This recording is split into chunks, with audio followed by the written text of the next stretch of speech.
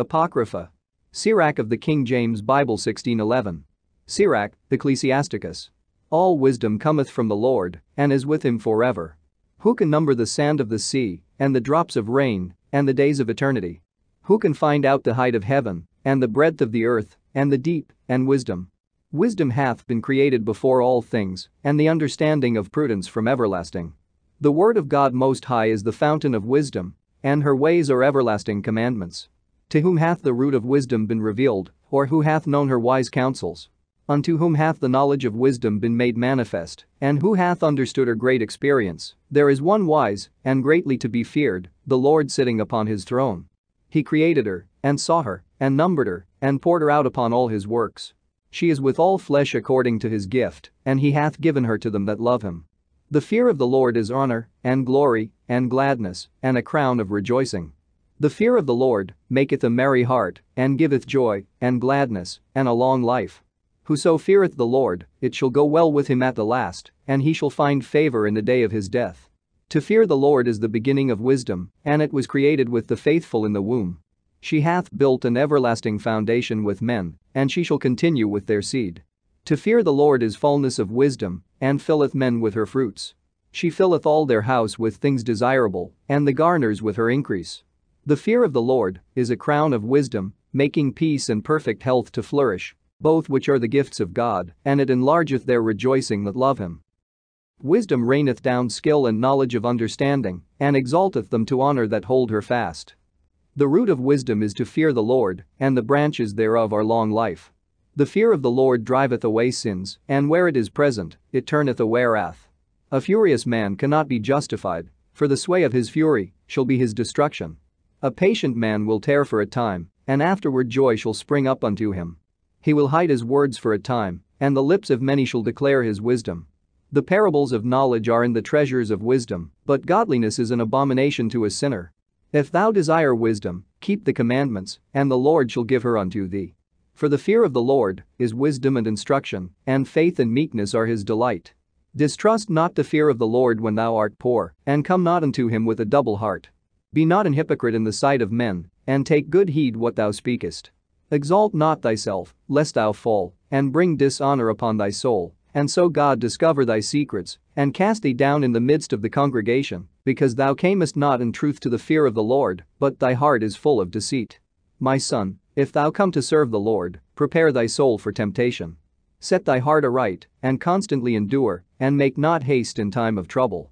Cleave unto him, and depart not away, that thou mayst be increased at thy last end. Whatsoever is brought upon thee take cheerfully, and be patient when thou art changed to a low estate. For gold is tried in the fire, and acceptable men in the furnace of adversity. Believe in him, and he will help thee. Order thy way aright, and trust in him. Ye that fear the Lord, wait for his mercy, and go not aside, lest ye fall. Ye that fear the Lord, believe him, and your reward shall not fail. Ye that fear the Lord, hope for good, and for everlasting joy and mercy. Look at the generations of old, and see, did ever any trust in the Lord, and was confounded, or did any abide in his fear, and was forsaken, or whom did he ever despise, that called upon him? For the Lord is full of compassion and mercy, long-suffering, and very pitiful, and forgiveth sins, and saveth in time of affliction. Woe be to fearful hearts, and faint hands, and the sinner that goeth two ways. Woe unto him that is faint-hearted. For he believeth not, therefore shall he not be defended. Woe unto you that have lost patience. And what will ye do when the Lord shall visit you? They that fear the Lord will not disobey his word, and they that love him will keep his ways. They that fear the Lord will seek that which is well, pleasing unto him, and they that love him shall be filled with the law.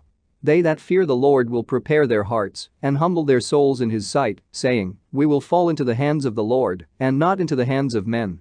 For as his majesty is, so is his mercy. Hear me your father, O children, and do thereafter, that ye may be safe. For the Lord hath given the father honor over the children, and hath confirmed the authority of the mother over the sons. Whoso honoreth his father maketh an atonement for his sins. And he that honoreth his mother is as one that layeth up treasure. Whoso honoreth his father shall have joy of his own children, and when he maketh his prayer, he shall be heard. He that honoreth his father shall have a long life, and he that is obedient unto the Lord shall be a comfort to his mother. He that feareth the Lord will honor his father, and will do service unto his parents, as to his masters. Honor thy father and mother both in word and deed, that a blessing may come upon thee from them. For the blessing of the father establisheth the houses of children, but the curse of the mother rooteth out foundations. Glory not in the dishonor of thy father, for thy father's dishonor is no glory unto thee. For the glory of a man is from the honor of his father, and a mother in dishonor is a reproach to the children. My son, help thy father in his age, and grieve him not as long as he liveth. And if his understanding fail, have patience with him, and despise him, not when thou art in thy full strength. For the relieving of thy father shall not be forgotten.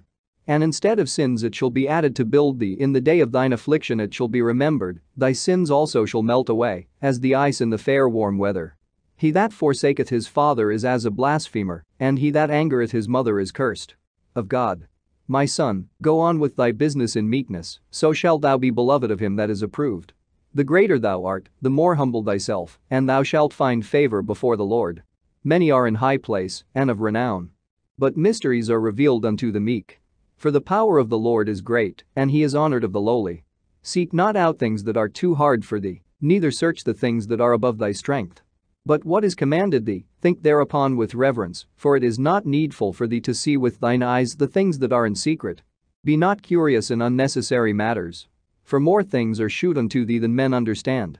For many are deceived by their own vain opinion, and an evil suspicion hath overthrown their judgment. Without eyes thou shalt want light. Profess not the knowledge therefore that thou hast not. A stubborn heart shall fare evil at the last, and he that loveth danger shall perish therein. An obstinate heart shall be laden with sorrows, and the wicked man shall heap sin upon sin. In the punishment of the proud there is no remedy, for the plant of wickedness hath taken root in him. The heart of the prudent will understand a parable, and an attentive ear is the desire of a wise man.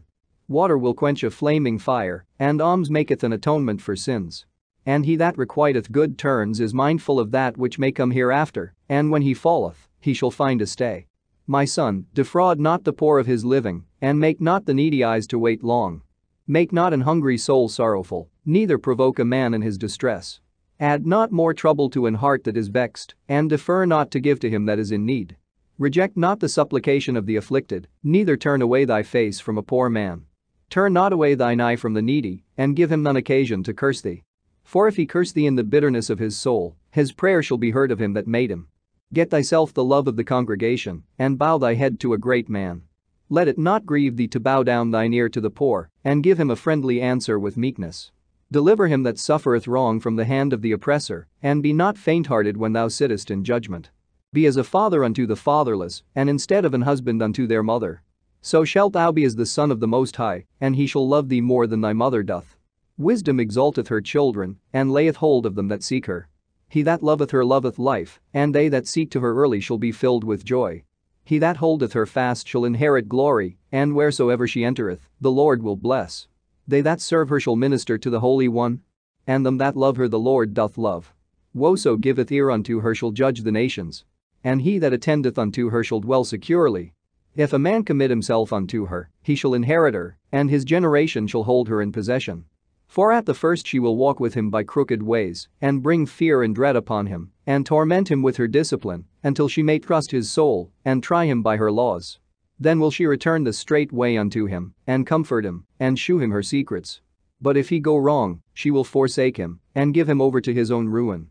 Observe the opportunity, and beware of evil, and be not ashamed when it concerneth thy soul. For there is a shame that bringeth sin, and there is a shame which is glory and grace. Accept no person against thy soul, and let not the reverence of any man cause thee to fall. And refrain not to speak, when there is occasion to do good, and hide not thy wisdom in her beauty. For by speech wisdom shall be known, and learning by the word of the tongue. In no wise speak against the truth, but be abashed of the error of thine ignorance. Be not ashamed to confess thy sins, and force not the course of the river. Make not thyself an underling to a foolish man, neither accept the person of the mighty. Strive for the truth unto death, and the Lord shall fight for thee. Be not hasty in thy tongue, and in thy deeds slack and remiss. Be not as a lion in thy house, nor frantic among thy servants. Let not thine hand be stretched out to receive, and shut when thou shouldest repay. Set thy heart upon thy goods, and say not, I have enough for my life. Follow not thine own mind in thy strength, to walk in the ways of thy heart.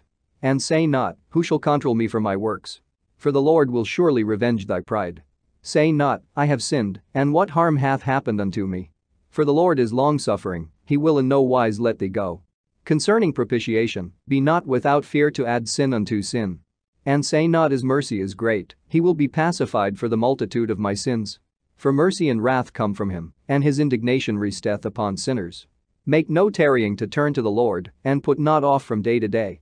For suddenly shall the wrath of the Lord come forth, and in thy security thou shalt be destroyed, and perish in the day of vengeance. Set not thine heart upon goods unjustly gotten, for they shall not profit thee in the day of calamity. Winnow not with every wind, and go not into every way. For so doth the sinner that hath a double tongue. Be steadfast in thy understanding, and let thy word be the same. Be swift to hear, and let thy life be sincere, and with patience give answer. If thou hast understanding, answer thy neighbor, if not, lay thy hand upon thy mouth. Honor and shame is in talk, and the tongue of man is his fall. Be not called a whisperer, and lie not in wait with thy tongue. For a foul shame is upon the thief, and an evil condemnation upon the double tongue. Be not ignorant of anything in a great matter or a small. Instead of a friend become not an enemy, for thereby thou shalt inherit an ill name, shame, and reproach. Even so shall a sinner that hath a double tongue.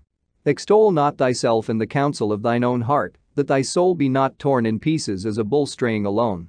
Thou shalt eat up thy leaves, and lose thy fruit, and leave thyself as a dry tree. A wicked soul shall destroy him that hath it, and shall make him to be laughed to scorn of his enemies. Sweet language will multiply friends, and a fair-speaking tongue will increase kind greetings. Be in peace with many. Nevertheless have but one counselor of 1,000. If thou wouldest get a friend, prove him first and be not hasty to credit him. For some man is a friend for his own occasion, and will not abide in the day of thy trouble. And there is a friend, who being turned to enmity, and strife will discover thy reproach. Again, some friend is a companion at the table, and will not continue in the day of thy affliction. But in thy prosperity he will be as thyself, and will be bold over thy servants. If thou be brought low, he will be against thee, and will hide himself from thy face. Separate thyself from thine enemies, and take heed of thy friends. A faithful friend is a strong defense. And he that hath found such an one hath found a treasure. Nothing doth countervail a faithful friend, and his excellency is invaluable. A faithful friend is the medicine of life, and they that fear the Lord shall find him. Whoso feareth the Lord shall direct his friendship aright. For as he is, so shall his neighbor be also. My son, gather instruction from thy youth up. So shalt thou find wisdom till thine old age. Come unto her as one that ploweth and soweth, and wait for her good fruits. For thou shalt not toil much in laboring about her, but thou shalt eat of her fruits right soon. She is very unpleasant to the unlearned. He that is without understanding will not remain with her. She will lie upon him as a mighty stone of trial, and he will cast her from him ere it be long. For wisdom is according to her name, and she is not manifest unto many. Give ear, my son, receive my advice, and refuse not my counsel, and put thy feet into her fetters, and thy neck into her chain. Bow down thy shoulder, and bear her, and be not grieved with her bonds. Come unto her with thy whole heart, and keep her ways with all thy power. Search and seek, and she shall be made known unto thee. And when thou hast got hold of her, let her not go. For at the last thou shalt find her rest, and that shall be turned to thy joy. Then shall her fetters be a strong defense for thee, and her chains a robe of glory. For there is a golden ornament upon her, and her bands are purple lace. Thou shalt put her on as a robe of honor, and shalt put her about thee as a crown of joy. My son, if thou wilt, thou shalt be taught. And if thou wilt apply thy mind, thou shalt be prudent. If thou love to hear, thou shalt receive understanding. And if thou bow thine ear, thou shalt be wise. Stand in the multitude of the elders, and cleave unto him that is wise. Be willing to hear every godly discourse, and let not the parables of understanding escape thee. And if thou seest a man of understanding, get thee bedims unto him, and let thy foot wear the steps of his door. Let thy mind be upon the ordinances of the Lord, and meditate continually in his commandments. He shall establish thine heart, and give thee wisdom at thine own desire. Do no evil, so shall no harm come unto thee. Depart from the unjust, and iniquity shall turn away from thee. My son, sow not upon the furrows of unrighteousness, and thou shalt not reap them sevenfold. Seek not of the Lord preeminence, neither of the king the seat of honor. Justify not thyself before the Lord, and boast not of thy wisdom before the king. Seek not to be judge, being not able to take away iniquity, lest at any time thou fear the person of the mighty, and stumbling block in the way of thy uprightness. Offend not against a multitude of a city, and then thou shalt not cast thyself down among the people. Bind not one sin upon another, for in one thou shalt not be unpunished. Say not, God will look upon the multitude of my oblations, and when I offer to the Most High God, he will accept it. Be not faint-hearted when thou makest thy prayer, and neglect not to give alms. Laugh no man to scorn in the bitterness of his soul. For there is one which humbleth and exalteth. Devise not a lie against thy brother, neither do the like to thy friend. Use not to make any manner of lie. For the custom thereof is not good.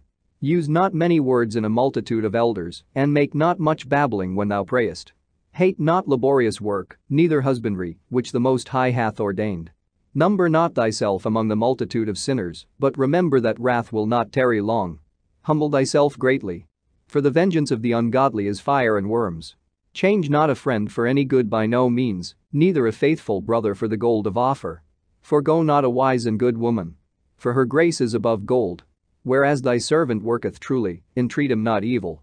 Nor the hireling that bestoweth himself wholly for thee. Let thy soul love a good servant, and defraud him not of liberty. Hast thou cattle? Have an eye to them. And if they be for thy profit, keep them with thee. Hast thou children? Instruct them, and bow down their neck from their youth. Hast thou daughters? Have a care of their body, and shew not thyself cheerful toward them. Marry thy daughter, and so shalt thou have performed a weighty matter. But give her to a man of understanding. Hast thou a wife after thy mind? Forsake her not. But give not thyself over to a light woman. Honor thy father with thy whole heart, and forget not the sorrows of thy mother. Remember that thou wast begotten of them, and how canst thou recompense them the things that they have done for thee? Fear the Lord with all thy soul, and reverence his priests. Love him that made thee with all thy strength, and forsake not his ministers. Fear the Lord, and honor the priest, and give him his portion, as it is commanded thee, the firstfruits, and the trespass offering, and the gift of the shoulders, and the sacrifice of sanctification, and the firstfruits of the holy things. And stretch thine hand unto the poor, that thy blessing may be perfected. A gift hath grace in the sight of every man living, and for the dead detain it not. Fail not to be with them that weep, and mourn with them that mourn. Be not slow to visit the sick. For that shall make thee to be beloved. Whatsoever thou takest in hand, remember the end, and thou shalt never do amiss. Strive not with a mighty man lest thou fall into his hands. Be not at variance with a rich man, lest he overweigh thee. For gold hath destroyed many, and perverted the hearts of kings. Strive not with a man that is full of tongue, and heap not wood upon his fire. Jest not with a rude man, lest thy ancestors be disgraced. Reproach not a man that turneth from sin, but remember that we are all worthy of punishment. Dishonor not a man in his old age. For even some of us wax old. Rejoice not over thy greatest enemy being dead, but remember that we die all. Despise not the discourse of the wise, but acquaint thyself with their proverbs. For of them thou shalt learn instruction, and how to serve great men with ease. Miss not the discourse of the elders. For they also learned of their fathers, and of them thou shalt learn understanding, and to give answer as need requireth. Kindle not the coals of a sinner, lest thou be burnt with the flame of his fire. Rise not up in anger at the presence of an injurious person, lest he lie in wait to entrap thee in thy words. Lend not unto him that is mightier than thyself, for if thou lendest him, count it but lost. Be not surety above thy power. For if thou be surety, take care to pay it. Go not to law with a judge, for they will judge for him according to his honor. Travel not by the way with a bold fellow, lest he become grievous unto thee. For he will do according to his own will, and thou shalt perish with him through his folly. Strive not with an angry man, and go not with him into a solitary place. For blood is as nothing in his sight, and where there is no help, he will overthrow thee. Consult not with a fool, for he cannot keep counsel. Do no secret thing before a stranger, for thou knowest not what he will bring forth. Open not thine heart to every man, lest he requite thee with a shrewd turn. Be not jealous over the wife of thy bosom, and teach her not an evil lesson against thyself. Give not thy soul unto a woman to set her foot upon thy substance. Meet not with an harlot, lest thou fall into her snares. Use not much the company of a woman that is a singer, lest thou be taken with her attempts. Gaze not on a maid, that thou fall not by those things that are precious in her. Give not thy soul unto harlots, that thou lose not thine inheritance. Look not round about thee in the streets of the city, neither wander thou in the solitary place thereof. Turn away thine eye from a beautiful woman, and look not upon another's beauty, for many have been deceived by the beauty of a woman, for herewith love is kindled as a fire. Sit not at all with another man's wife, nor sit down with her in thine arms, and spend not thy money with her at the wine, lest thine heart incline unto her, and so through thy desire, thou fall into destruction. Forsake not an old friend, for the new is not comparable to him. A new friend is as new wine, when it is old, thou shalt drink it with pleasure. Envy not the glory of a sinner, for thou knowest not what shall be his end. Delight not in the thing that the ungodly have pleasure in, but remember they shall not go unpunished unto their grave. Keep thee far from the man that hath power to kill, so shalt thou not doubt the fear of death. And if thou come unto him, make no fault, lest he take away thy life presently. Remember that thou goest in the midst of snares, and that thou walkest upon the battlements of the city. As near as thou canst, guess at thy neighbor, and consult with the wise. Let thy talk be with the wise, and all thy communication in the law of the Most High. And let just men eat and drink with thee, and let thy glorying be in the fear of the Lord. For the hand of the artificer the work shall be commended, and the wise ruler of the people for his speech. A man of an ill tongue is dangerous in his city, and he that is rash in his talk shall be hated. A wise judge will instruct his people, and the government of a prudent man is well ordered. As the judge of the people is himself, so are his officers, and what manner of man the ruler of the city is, such are all they that dwell therein. An unwise king destroyeth his people, but through the prudence of them which are in authority the city shall be inhabited. The power of the earth is in the hand of the Lord, and in due time he will set over it one that is profitable. In the hand of God is the prosperity of man, and upon the person of the scribe shall he lay his honor. Bear not hatred to thy neighbor for every wrong, and do nothing at all by injurious practices. Pride is hateful before God and man, and by both doth one commit iniquity. Because of unrighteous dealings, injuries, and riches got by deceit, the kingdom is translated from one people to another. Why is earth and ashes proud? There is not a more wicked thing than a covetous man. For such an one setteth his own soul to sale, because while he liveth he casteth away his bowels. The physician cutteth off a long disease, and he that is today a king tomorrow shall die. For when a man is dead, he shall inherit creeping things, beasts, and worms. The beginning of pride is when one departeth from God, and his heart is turned away from his Maker. For pride is the beginning of sin, and he that hath it shall pour out abomination. And therefore the Lord brought upon them strange calamities, and overthrew them utterly. The Lord hath cast down the thrones of proud princes, and set up the meek in their stead. The Lord hath plucked up the roots of the proud nations, and planted the lowly in their place. The Lord overthrew countries of the heathen, and destroyed them to the foundations of the earth. He took some of them away, and destroyed them, and hath made their memorial to cease from the earth. Pride was not made for men, nor furious anger for them that are born of a woman. They that fear the Lord are a sure seed, and they that love him an honorable plant. They that regard not the law are a dishonorable seed, they that transgress the commandments are a deceivable seed. Among brethren he that is chief is honorable, so are they that fear the Lord in his eyes. The fear of the Lord goeth before the obtaining of authority, but roughness and pride is the losing thereof. Whether he be rich, noble, or poor, their glory is the fear of the Lord. It is not meet to despise the poor man that hath understanding, neither is it convenient to magnify a sinful man. Great men, and judges, and potentates, shall be honored, yet is there none of them greater than he that feareth the Lord. Unto the servant that is wise shall they that are free do service. And he that hath knowledge will not grudge when he is reformed. Be not overwise in doing thy business, and boast not thyself in the time of thy distress. Better is he that laboureth, and aboundeth in all things, than he that boasteth himself, and wanteth bread. My son, glorify thy soul in meekness, and give it honour according to the dignity thereof. Who will justify him that sinneth against his own soul? And who will honour him that dishonoureth his own life? The poor man is honoured for his skill, and the rich man is honoured for his riches. He that is honoured in poverty, how much more in riches? And he that is dishonourable in riches, how much more in poverty? Wisdom lifteth up the head of him that is of low degree, and maketh him to sit among great men. Commend not a man for his beauty, neither abhor a man for his outward appearance.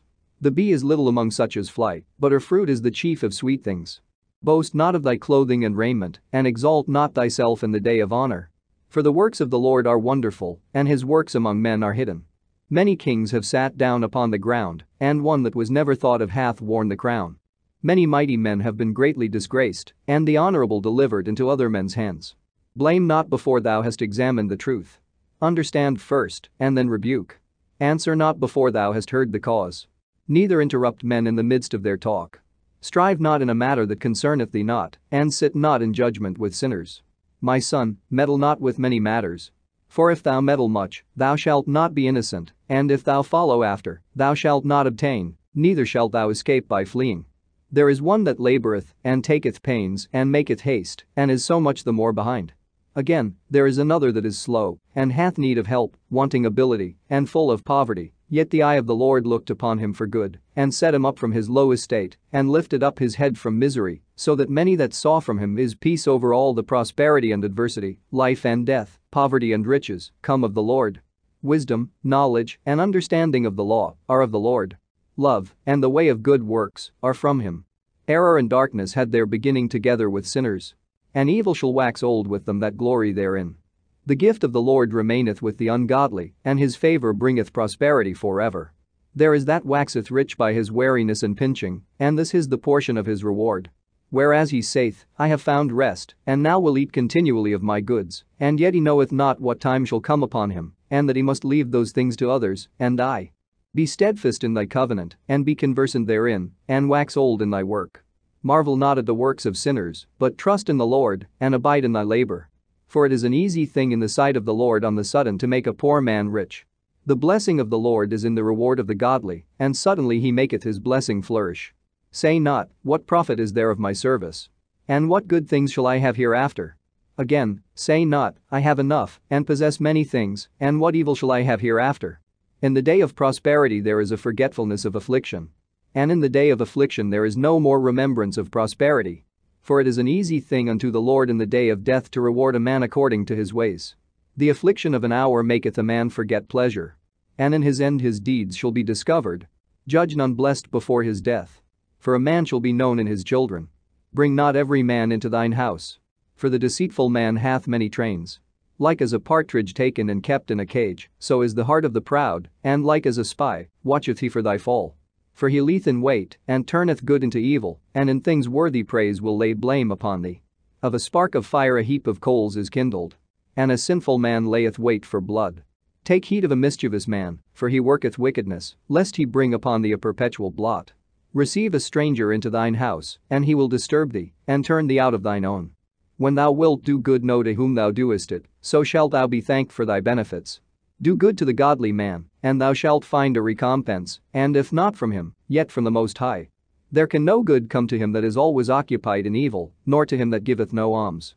Give to the godly man, and help not a sinner. Do well unto him that is lowly, but give not to the ungodly. Hold back thy bread, and give it not unto him, lest he overmaster thee thereby. For else thou shalt receive twice as much evil for all the good thou shalt have done unto him. For the Most High hateth sinners, and will repay vengeance unto the ungodly, and keepeth them against the mighty day of their punishment. Give unto the good, and help not the sinner. A friend cannot be known in prosperity, and an enemy cannot be hidden in adversity. In the prosperity of a man enemies will be grieved, but in his adversity even a friend will depart. Never trust thine enemy. For like as iron rusteth, so is his wickedness. Though he humble himself and go crouching, yet take good heed and beware of him, and thou shalt be unto him as if thou hadst wiped a looking glass, and thou shalt know that his rust hath not been altogether wiped away. Set him not by thee, lest, when he hath overthrown thee, he stand up in thy place, neither let him sit at thy right hand, lest he seek to take thy seat, and thou at the last remember my words, and be pricked therewith. Who will pity a charmer that is bitten with a serpent, or any such as come nigh wild beasts? So one that goeth to a sinner, and is defiled with him in his sins, who will pity? For a while he will abide with thee, but if thou begin to fall, he will not tarry. An enemy speaketh sweetly with his lips, but in his heart he imagineth how to throw thee into a pit. He will weep with his eyes, but if he find opportunity, he will not be satisfied with blood. If adversity come upon thee, thou shalt find him there first, and though he pretend to help thee, yet shall he undermine thee. He will shake his head, and clap his hands, and whisper much, and change his countenance. He that toucheth pitch shall be defiled therewith, and he that hath fellowship with a proud man shall be like unto him. Burden not thyself above thy power while thou livest, and have no fellowship with one that is mightier and richer than thyself. For how agree the kettle and the earthen pot together? For if the one be smitten against the other, it shall be broken. The rich man hath done wrong, and yet he threateneth withal. The poor is wronged, and he must entreat also. If thou be for his profit, he will use thee. But if thou have nothing, he will forsake thee. If thou have anything, he will live with thee. Yea, he will make thee bear, and will not be sorry for it. If he have need of thee, he will deceive thee, and smile upon thee, and put thee in hope, he will speak thee fair, and say, What wantest thou? And he will shame thee by his meats, until he have drawn thee dry twice or thrice, and at the last he will laugh thee to scorn afterward. When he seeth thee, he will forsake thee, and shake his head at thee. Beware that thou be not deceived and brought down in thy jollity. If thou be invited of a mighty man, withdraw thyself, and so much the more will he invite thee.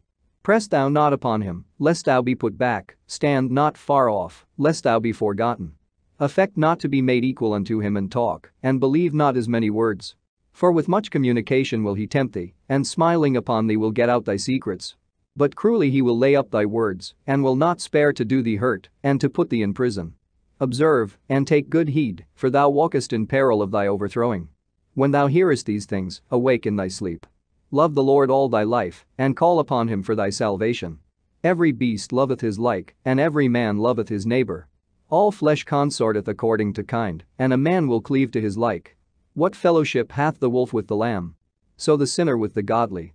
What agreement is there between the hyena and a dog? And what peace between the rich and the poor? As the wild ass is the lion's prey in the wilderness, so the rich eat up the poor. As the proud hate humility, so doth the rich abhor the poor.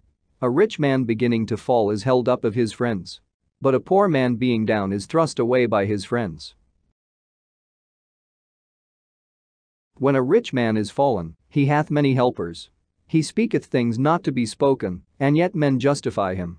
The poor man slipped, and yet they rebuked him too. He spake wisely, and could have no place. When a rich man speaketh, every man holdeth his tongue, and, look, what he saith, they extol it to the clouds. But if the poor man speak, they say, What fellow is this? And if he stumble, they will help to overthrow him. Riches are good unto him that hath no sin, and poverty is evil in the mouth of the ungodly. The heart of a man changeth his countenance, whether it be for good or evil. And a merry heart maketh a cheerful countenance. A cheerful countenance is a token of a heart that is in prosperity, and the finding out of parables is a wearisome labor of the mind. Blessed is the man that hath not slipped with his mouth, and is not pricked with the multitude of sins. Blessed is he whose conscience hath not condemned him, and who is not fallen from his hope in the Lord. Riches are not comely for a niggard. And what should an envious man do with money? He that gathereth by defrauding his own soul gathereth for others, that shall spend his goods riotously. He that is evil to himself, to whom will he be good? He shall not take pleasure in his goods. There is none worse than he that envieth himself, and this is a recompense of his wickedness. And if he doeth good, he doeth it unwillingly, and at the last he will declare his wickedness. The envious man hath a wicked eye, he turneth away his face, and despiseth men. A covetous man's eye is not satisfied with his portion, and the iniquity of the wicked dreth up his soul. A wicked eye envieth his bread, and he is a niggard at his table. My son, according to thy ability do good to thyself, and give the Lord his due offering. Remember that death will not be long in coming, and that the covenant of the grave is not shewed unto thee. Do good unto thy friend before thou die, and according to thy ability stretch out thy hand and give to him. Defraud not thyself of the good day, and let not the part of a good desire overpass thee. Shalt thou not leave thy travails unto another? And thy labors to be divided by lot? Give, and take, and sanctify thy soul, for there is no seeking of dainties in the grave. All flesh waxeth old as a garment. For the covenant from the beginning is, Thou shalt die the death. As of the green leaves on a thick tree, some fall, and some grow, so is the generation of flesh and blood, one cometh to an end, and another is born. Every work rotteth and consumeth away, and the worker thereof shall go withal. Blessed is the man that doth meditate good things in wisdom, and that reasoneth of holy things by his understanding. He that considereth her ways in his heart shall also have understanding in her secrets. Go after her as one that traceth, and lie in wait in her ways. He that preeth in at her windows shall also hearken at her doors. He that doth lodge near her house shall also fasten a pin in her walls. He shall pitch his tent nigh unto her, and shall lodge in a lodging where good things are. He shall set his children under her shelter, and shall lodge under her branches. By her he shall be covered from heat, and in her glory shall he dwell. He that feareth the Lord will do good, and he that hath the knowledge of the law shall obtain her. And as a mother shall she meet him, and receive him as a wife married of a virgin. With the bread of understanding shall she feed him, and give him the water of wisdom to drink. He shall be stayed upon her, and shall not be moved, and shall rely upon her, and shall not be confounded. She shall exalt him above his neighbors, and in the midst of the congregation shall she open his mouth. He shall find joy and a crown of gladness, and she shall cause him to inherit an everlasting name. But foolish men shall not attain unto her, and sinners shall not see her. For she is far from pride, and men that are liars cannot remember her. Praise is not seemly in the mouth of a sinner, for it was not sent him of the Lord. For praise shall be uttered in wisdom, and the Lord will prosper it. Say not thou, it is through the Lord that I fell away. For thou oughtest not to do the things that he hateth. Say not thou, he hath caused me to err. For he hath no need of the sinful man. The Lord hateth all abomination, and they that fear God love it not. He himself made man from the beginning, and left him in the hand of his counsel, if thou wilt, to keep the commandments, and to perform acceptable faithfulness. He hath set fire and water before thee. Stretch forth thy hand unto whether thou wilt. Before man is life and death, and whether him liketh shall be given him. For the wisdom of the Lord is great, and he is mighty in power, and beholdeth all things. And his eyes are upon them that fear him, and he knoweth every work of man. He hath commanded no man to do wickedly, neither hath he given any man license to sin. Desire not a multitude of unprofitable children, neither delight in ungodly sons. Though they multiply, rejoice not in them, except the fear of the Lord be with them. Trust not thou in their life, neither respect their multitude.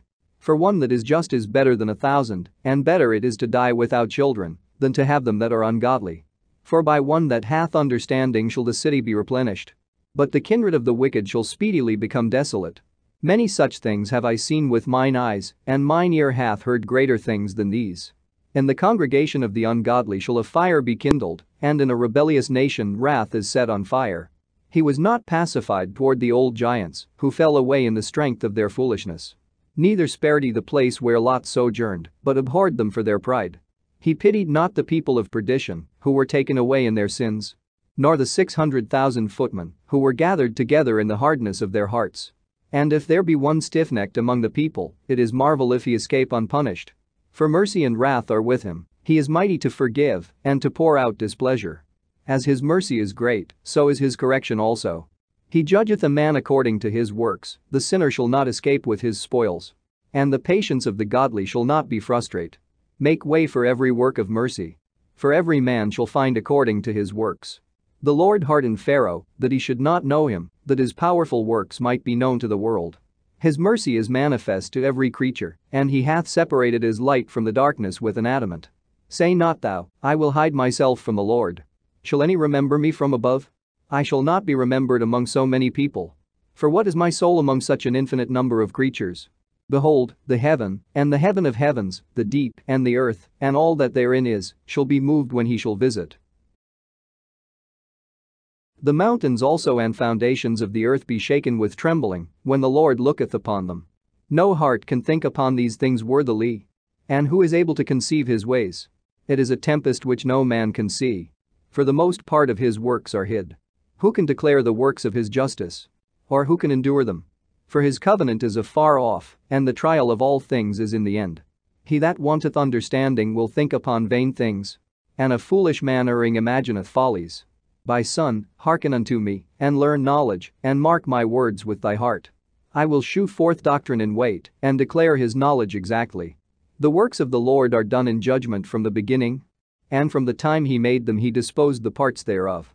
He garnished his works forever, and in his hand are the chief of them unto all generations. They neither labor, nor are weary, nor cease from their works. None of them hindereth another, and they shall never disobey his word. After this the Lord looked upon the earth, and filled it with his blessings. With all manner of living things hath he covered the face thereof, and they shall return into it again. The Lord created man of the earth, and turned him into it again. He gave them few days, and a short time, and power also over the things therein. He endued them with strength by themselves, and made them according to his image, and put the fear of man upon all flesh, and gave him dominion over beasts and fowls. They received the use of the 5 operations of the Lord, and in the 6th place he imparted them understanding, and in the 7th speech, an interpreter of the cogitations thereof. Counsel, and a tongue, and eyes, ears, and a heart, gave he them to understand. Withal he filled them with the knowledge of understanding, and shewed them good and evil. He set his eye upon their hearts, that he might shew them the greatness of his works. He gave them to glory in his marvelous acts forever, that they might declare his works with understanding. And the elect shall praise his holy name. Beside this he gave them knowledge and the law of life for an heritage. He made an everlasting covenant with them and shewed them his judgments. Their eyes saw the majesty of his glory, and their ears heard his glorious voice. And he said unto them, Beware of all unrighteousness, and he gave every man commandment concerning his neighbor. Their ways are ever before him, and shall not be hid from his eyes. Every man from his youth is given to evil, neither could they make to themselves fleshy hearts for stony. For in the division of the nations of the whole earth he set a ruler over every people, but Israel is the Lord's portion. Whom, being his firstborn, he nourisheth with discipline, and giving him the light of his love doth not forsake him. Therefore all their works are as the sun before him, and his eyes are continually upon their ways. None of their unrighteous deeds are hid from him, but all their sins are before the Lord. But the Lord being gracious and knowing his workmanship, neither left nor forsook them, but spared them. The alms of a man is as a signet with him, and he will keep the good deeds of man as the apple of the eye, and give repentance to his sons and daughters. Afterwards he will rise up and reward them, and render their recompense upon their heads. But unto them that repent, he granted them return, and comforted those that failed in patience. Return unto the Lord, and forsake thy sins, make thy prayer before his face, and offend less. Turn again to the Most High, and turn away from iniquity. For he will lead thee out of darkness into the light of health, and hate thou abomination vehemently. Who shall praise the Most High in the grave, instead of them which live and give thanks?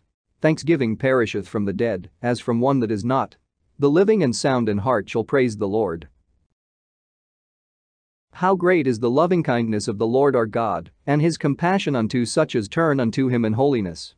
For all things cannot be in men, because the Son of Man is not immortal.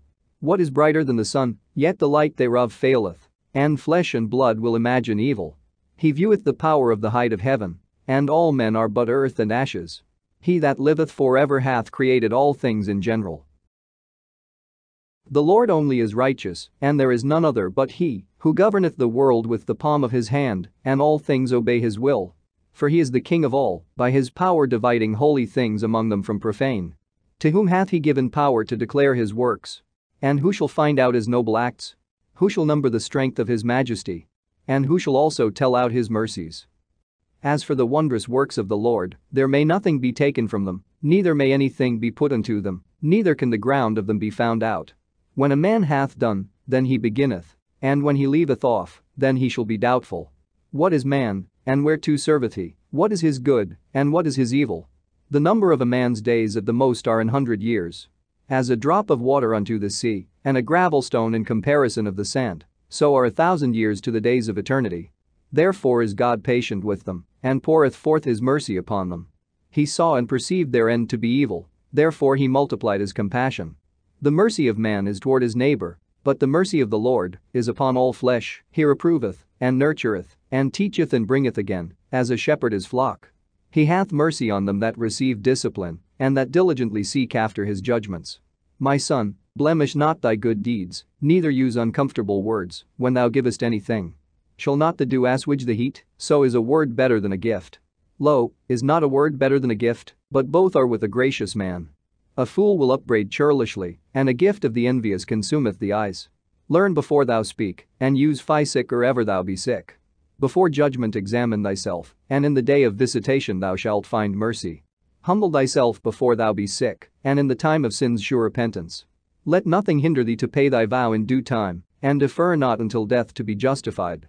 Before thou prayest, prepare thyself, and be not as one that tempteth the Lord. Think upon the wrath that shall be at the end, and the time of vengeance, when he shall turn away his face. When thou hast enough, remember the time of hunger, and when thou art rich, think upon poverty and need. From the morning until the evening the time is changed, and all things are soon done before the Lord. A wise man will fear in everything, and in the day of sinning he will beware of offense, but a fool will not observe time. Every man of understanding knoweth wisdom, and will give praise unto him that found her. They that were of understanding in sayings became also wise themselves, and poured forth exquisite parables. Go not after thy lusts, but refrain thyself from thine appetites. If thou givest thy soul the desires that please her, she will make thee a laughingstock to thine enemies that malign thee. Take not pleasure in much good cheer, neither be tied to the expense thereof. Be not made a beggar by banqueting upon borrowing, when thou hast nothing in thy purse. For thou shalt lie in wait for thine own life, and be talked on. A laboring man that is given to drunkenness shall not be rich. And he that contemneth small things shall fall by little and little. Wine and women will make men of understanding to fall away. And he that cleaveth to harlots will become impudent. Moths and worms shall have him to heritage, and a bold man shall be taken away. He that is hasty to give credit is light-minded, and he that sinneth shall offend against his own soul. Whoso taketh pleasure in wickedness shall be condemned. But he that resisteth pleasures crowneth his life. He that can rule his tongue shall live without strife, and he that hateth babbling shall have less evil. Rehearse not unto another that which is told unto thee, and thou shalt fare never the worse. Whether it be to friend or foe, talk not of other men's lives, and if thou canst without offence, reveal them not. For he heard and observed thee, and when time cometh he will hate thee. If thou hast heard a word, let it die with thee, and be bold, it will not burst thee. A fool travaileth with a word, as a woman in labor of a child. As an arrow that sticketh in a man's thigh, so is a word within a fool's belly. Admonish a friend, it may be he hath not done it. And if he have done it, that he do it no more. Admonish thy friend, it may be he hath not said it. And if he have, that he speak it not again. Admonish a friend. For many times it is a slander, and believe not every tale. There is one that slippeth in his speech, but not from his heart, and who is he that hath not offended with his tongue? Admonish thy neighbor before thou threaten him, and not being angry, give place to the law of the Most High. The fear of the Lord is the first step to be accepted of him, and wisdom obtaineth his love. The knowledge of the commandments of the Lord is the doctrine of life. And they that do things that please him shall receive the fruit of the tree of immortality. The fear of the Lord is all wisdom, and in all wisdom is the performance of the law, and the knowledge of his omnipotency. If a servant say to his master, I will not do as it pleaseth thee, though afterward he do it, he angereth him that nourisheth him. The knowledge of wickedness is not wisdom, neither at any time the counsel of sinners prudence. There is a wickedness, and the same an abomination, and there is a fool wanting in wisdom. He that hath small understanding, and feareth God, is better than one that hath much wisdom, and transgresseth the law of the Most High. There is an exquisite subtlety, and the same is unjust, and there is one that turneth aside to make judgment appear, and there is a wise man that justifieth in judgment. There is a wicked man that hangeth down his head sadly, but inwardly he is full of deceit, casting down his countenance, and making as if he heard not. Where he is not known, he will do thee a mischief before thou be aware. And if for want of power he be hindered from sinning, yet when he findeth opportunity he will do evil. A man may be known by his look, and one that hath understanding by his countenance, when thou meetest him. A man's attire, and excessive laughter, and gait, shew what he is. There is a reproof that is not comely. Again, some man holdeth his tongue, and he is wise. It is much better to reprove, than to be angry secretly. And he that confesseth his fault shall be preserved from hurt. How good is it, when thou art reproved, to shew repentance? For so shalt thou escape wilful sin.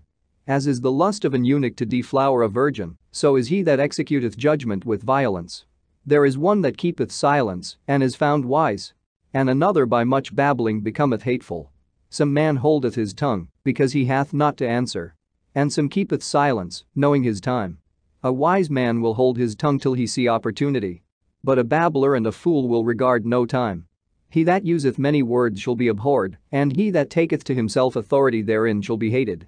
There is a sinner that hath good success in evil things, and there is a gain that turneth to loss. There is a gift that shall not profit thee, and there is a gift whose recompense is double. There is an abasement because of glory, and there is that lifteth up his head from a low estate. There is that buyeth much for a little, and repayeth it sevenfold. A wise man by his words maketh him beloved. But the graces of fools shall be poured out. The gift of a fool shall do thee no good when thou hast it, neither yet of the envious for his necessity. For he looketh to receive many things for one. He giveth little, and upbraideth much, he openeth his mouth like a crier, today he lendeth, and tomorrow will he ask it again. Such an one is to be hated of God and man. The fool saith, I have no friends, I have no thank for all my good deeds, and they that eat my bread speak evil of me. How oft, and of how many shall he be laughed to scorn? For he knoweth not aright what it is to have, and it is all one unto him as if he had it not. To slip upon a pavement is better than to slip with the tongue. So the fall of the wicked shall come speedily. An unseasonable tale will always be in the mouth of the unwise. A wise sentence shall be rejected when it cometh out of a fool's mouth, for he will not speak it in due season. There is that is hindered from sinning through want. And when he taketh rest, he shall not be troubled. There is that destroyeth his own soul through bashfulness, and by accepting of persons overthroweth himself. There is that for bashfulness promiseth to his friend, and maketh him his enemy for nothing. A lie is a foul blot in a man, yet it is continually in the mouth of the untaught. A thief is better than a man that is accustomed to lie. But they both shall have destruction to heritage. The disposition of a liar is dishonorable, and his shame is ever with him. A wise man shall promote himself to honor with his words. And he that hath understanding will please great men. He that tilleth his land shall increase his heap. And he that pleaseth great men shall get pardon for iniquity. Presents and gifts blind the eyes of the wise, and stop up his mouth that he cannot reprove. Wisdom that is hid, and treasure that is hoarded up, what profit is in them both? Better is he that hideth his folly than a man that hideth his wisdom. Necessary patience in seeking ing the Lord is better than he that letteth his life without a guide. My son, hast thou sinned? Do so no more, but ask pardon for thy former sins. Flee from sin as from the face of a serpent. For if thou comest too near it, it will bite thee. The teeth thereof are as the teeth of a lion, slaying the souls of men. All iniquity is as a two-edged sword, the wounds whereof cannot be healed. To terrify and do wrong will waste riches. Thus the house of proud men shall be made desolate. A prayer out of a poor man's mouth reaches to the ears of God, and his judgment cometh speedily. He that hateth to be reproved is in the way of sinners. But he that feareth the Lord will repent from his heart. An eloquent man is known far and near, but a man of understanding knoweth when he slippeth. He that buildeth his house with other men's money is like one that gathereth himself stones for the tomb of his burial. The congregation of the wicked is like tow wrapped together. And the end of them is a flame of fire to destroy them. The way of sinners is made plain with stones, but at the end thereof is the pit of hell. He that keepeth the law of the Lord getteth the understanding thereof. And the perfection of the fear of the Lord is wisdom. He that is not wise will not be taught. But there is a wisdom which multiplieth bitterness. The knowledge of a wise man shall abound like a flood. And his counsel is like a pure fountain of life. The inner parts of a fool are like a broken vessel, and he will hold no knowledge as long as he liveth. If a skillful man hear a wise word, he will commend it, and add unto it. But as soon as one of no understanding heareth it, it displeaseth him, and he casteth it behind his back. The talking of a fool is like a burden in the way. But grace shall be found in the lips of the wise. They inquire at the mouth of the wise man in the congregation, and they shall ponder his words in their heart. As is a house that is destroyed, so is wisdom to a fool. And the knowledge of the unwise is as talk without sense. Doctrine unto fools is as fetters on the feet, and like manacles on the right hand. A fool lifteth up his voice with laughter, but a wise man doth scarce smile a little. Learning is unto a wise man as an ornament of gold, and like a bracelet upon his right arm. A foolish man's foot is soon in his neighbor's house. But a man of experience is ashamed of him. A fool will peep in at the door into the house. But he that is well nurtured will stand without. It is the rudeness of a man to hearken at the door. But a wise man will be grieved with the disgrace. The lips of talkers will be telling such things as pertain not unto them. But the words of such as have understanding are weighed in the balance. The heart of fools is in their mouth. But the mouth of the wise is in their heart. When the ungodly curseth Satan, he curseth his own soul. A whisperer defileth his own soul, and is hated wheresoever he dwelleth. A slothful man is compared to a filthy stone, and every one will hiss him out to his disgrace. A slothful man is compared to the filth of a dunghill. Every man that takes it up will shake his hand. An evil-nurtured man is the dishonor of his father that begat him. And a foolish daughter is born to his loss. A wise daughter shall bring an inheritance to her husband. But she that liveth dishonestly is her father's heaviness. She that is bold dishonoreth both her father and her husband, but they both shall despise her. A tale out of season is as music in mourning. But stripes and correction of wisdom are never out of time. Whoso teacheth a fool is as one that glueth a potsherd together, and as he that waketh one from a sound sleep. He that telleth a tale to a fool speaketh to one in a slumber. When he hath told his tale, he will say, What is the matter? If children live honestly, and have wherewithal, they shall cover the baseness of their parents. But children, being haughty, through disdain and want of nurture, do stain the nobility of their kindred. Weep for the dead, for he hath lost the light. And weep for the fool, for he wanteth understanding. Make little weeping for the dead, for he is at rest. But the life of the fool is worse than death. 7 days do men mourn for him that is dead, but for a fool and an ungodly man all the days of his life. Talk not much with a fool, and go not to him that hath no understanding. Beware of him, lest thou have trouble, and thou shalt never be defiled with his fooleries. Depart from him, and thou shalt find rest, and never be disquieted with madness. What is heavier than lead? And what is the name thereof, but a fool? Sand and salt and a mass of iron is easier to bear than a man without understanding. As timber girt and bound together in a building cannot be loosed with shaking, so the heart that is stablished by advised counsel shall fear at no time. A heart settled upon a thought of understanding is as a fair plastering on the wall of a gallery. Pales set on an high place will never stand against a wind. So a fearful heart in the imagination of a fool cannot stand against any fear. He that pricketh the eye will make tears to fall. And he that pricketh the heart maketh it to shew her knowledge. Whoso casteth a stone at the birds frayeth them away. And he that upbraideth his friend breaketh friendship. Though thou drewest a sword at thy friend, yet despair not. For there may be a returning to favor. If thou hast opened thy mouth against thy friend, fear not, for there may be a reconciliation. Except for upbraiding, or pride, or disclosing of secrets, or a treacherous wound. For these things every friend will depart. Be faithful to thy neighbor in his poverty, that thou mayst rejoice in his prosperity. Abide steadfast unto him in the time of his trouble, that thou mayst be heir with him in his heritage. For a mean estate is not always to be contemned, nor the rich that is foolish to be had in admiration. As the vapor and smoke of a furnace goeth before the fire, so reviling before blood. I will not be ashamed to defend a friend, neither will I hide myself from him. And if any evil happen unto me by him, every one that heareth it will beware of him. Who shall set a watch before my mouth, and a seal of wisdom upon my lips, that I fall not suddenly by them, and that my tongue destroy me not? O Lord, Father and Governor of all my whole life, leave me not to their counsels, and let me not fall by them. Who will set scourges over my thoughts, and the discipline of wisdom over mine heart? That they spare me not for mine ignorances, and it pass not by my sins. Lest mine ignorances increase, and my sins abound to my destruction, and I fall before mine adversaries, and mine enemy rejoice over me, whose hope is far from thy mercy. O Lord, Father and God of my life, give me not a proud look, but turn away from thy servants always a haughty mind. Turn away from me vain hopes and concupiscence, and thou shalt hold him up that is desirous always to serve thee.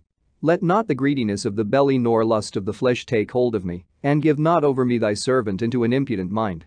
Hear, O ye children, the discipline of the mouth. He that keepeth it shall never be taken in his lips. The sinner shall be left in his foolishness. Both the evil speaker and the proud shall fall thereby. Accustom not thy mouth to swearing, neither use thyself to the naming of the Holy One. For as a servant that is continually beaten shall not be without a blue mark, so he that sweareth and nameth God continually shall not be faultless. A man that useth much swearing shall be filled with iniquity, and the plague shall never depart from his house. If he shall offend, his sin shall be upon him. And if he acknowledge not his sin, he maketh a double offense. And if he swear in vain, he shall not be innocent, but his house shall be full of calamities. There is a word that is clothed about with death. God grant that it be not found in the heritage of Jacob, for all such things shall be far from the godly, and they shall not wallow in their sins. Use not thy mouth to intemperate swearing, for therein is the word of sin. Remember thy father and thy mother, when thou sittest among great men. Be not forgetful before them, and so thou by thy custom become a fool, and wish that thou hadst not been born, and curse the day of thy nativity. The man that is accustomed to opprobrious words will never be reformed all the days of his life. Two sorts of men multiply sin, and the third will bring wrath. A hot mind is as a burning fire, it will never be quenched till it be consumed. A fornicator in the body of his flesh will never cease till he hath kindled a fire. All bread is sweet to a whoremonger, he will not leave off till he die. A man that breaketh wedlock, saying thus in his heart, who seeth me? I am compassed about with darkness, the walls cover me, and nobody seeth me, what need I to fear? The Most High will not remember my sins. Such a man only feareth the eyes of men, and knoweth not that the eyes of the Lord are 10,000 times brighter than the sun, beholding all the ways of men, and considering the most secret parts. He knew all things ere ever they were created, so also after they were perfected he looked upon them all. This man shall be punished in the streets of the city, and where he suspecteth not he shall be taken. Thus shall it go also with the wife that leaveth her husband, and bringeth in an heir by another. For first, she hath disobeyed the law of the Most High, and secondly, she hath trespassed against her own husband, and thirdly, she hath played the whore in adultery, and brought children by another man. She shall be brought out into the congregation, and inquisition shall be made of her children. Her children shall not take root, and her branches shall bring forth no fruit. She shall leave her memory to be cursed, and her reproach shall not be blotted out. And they that remain shall know that there is nothing better than the fear of the Lord, and that there is nothing sweeter than to take heed unto the commandments of the Lord. It is great glory to follow the Lord, and to be received of him is long life. Wisdom shall praise herself, and shall glory in the midst of her people. In the congregation of the Most High shall she open her mouth, and triumph before his power. I came out of the mouth of the Most High, and covered the earth as a cloud. I dwelt in high places, and my throne is in a cloudy pillar. I alone compassed a circuit of heaven, and walked in the bottom of the deep. In the waves of the sea and in all the earth, and in every people and nation, I got a possession. With all these I sought rest. And in whose inheritance shall I abide? So the Creator of all things gave me a commandment, and he that made me caused my tabernacle to rest, and said, Let thy dwelling be in Jacob, and thine inheritance in Israel. He created me from the beginning before the world, and I shall never fail. In the holy tabernacle I served before him, and so was I established in Sion. Likewise in the beloved city he gave me rest, and in Jerusalem was my power. And I took root in an honorable people, even in the portion of the Lord's inheritance. I was exalted like a cedar in Libanus, and as a cypress tree upon the mountains of Hermon.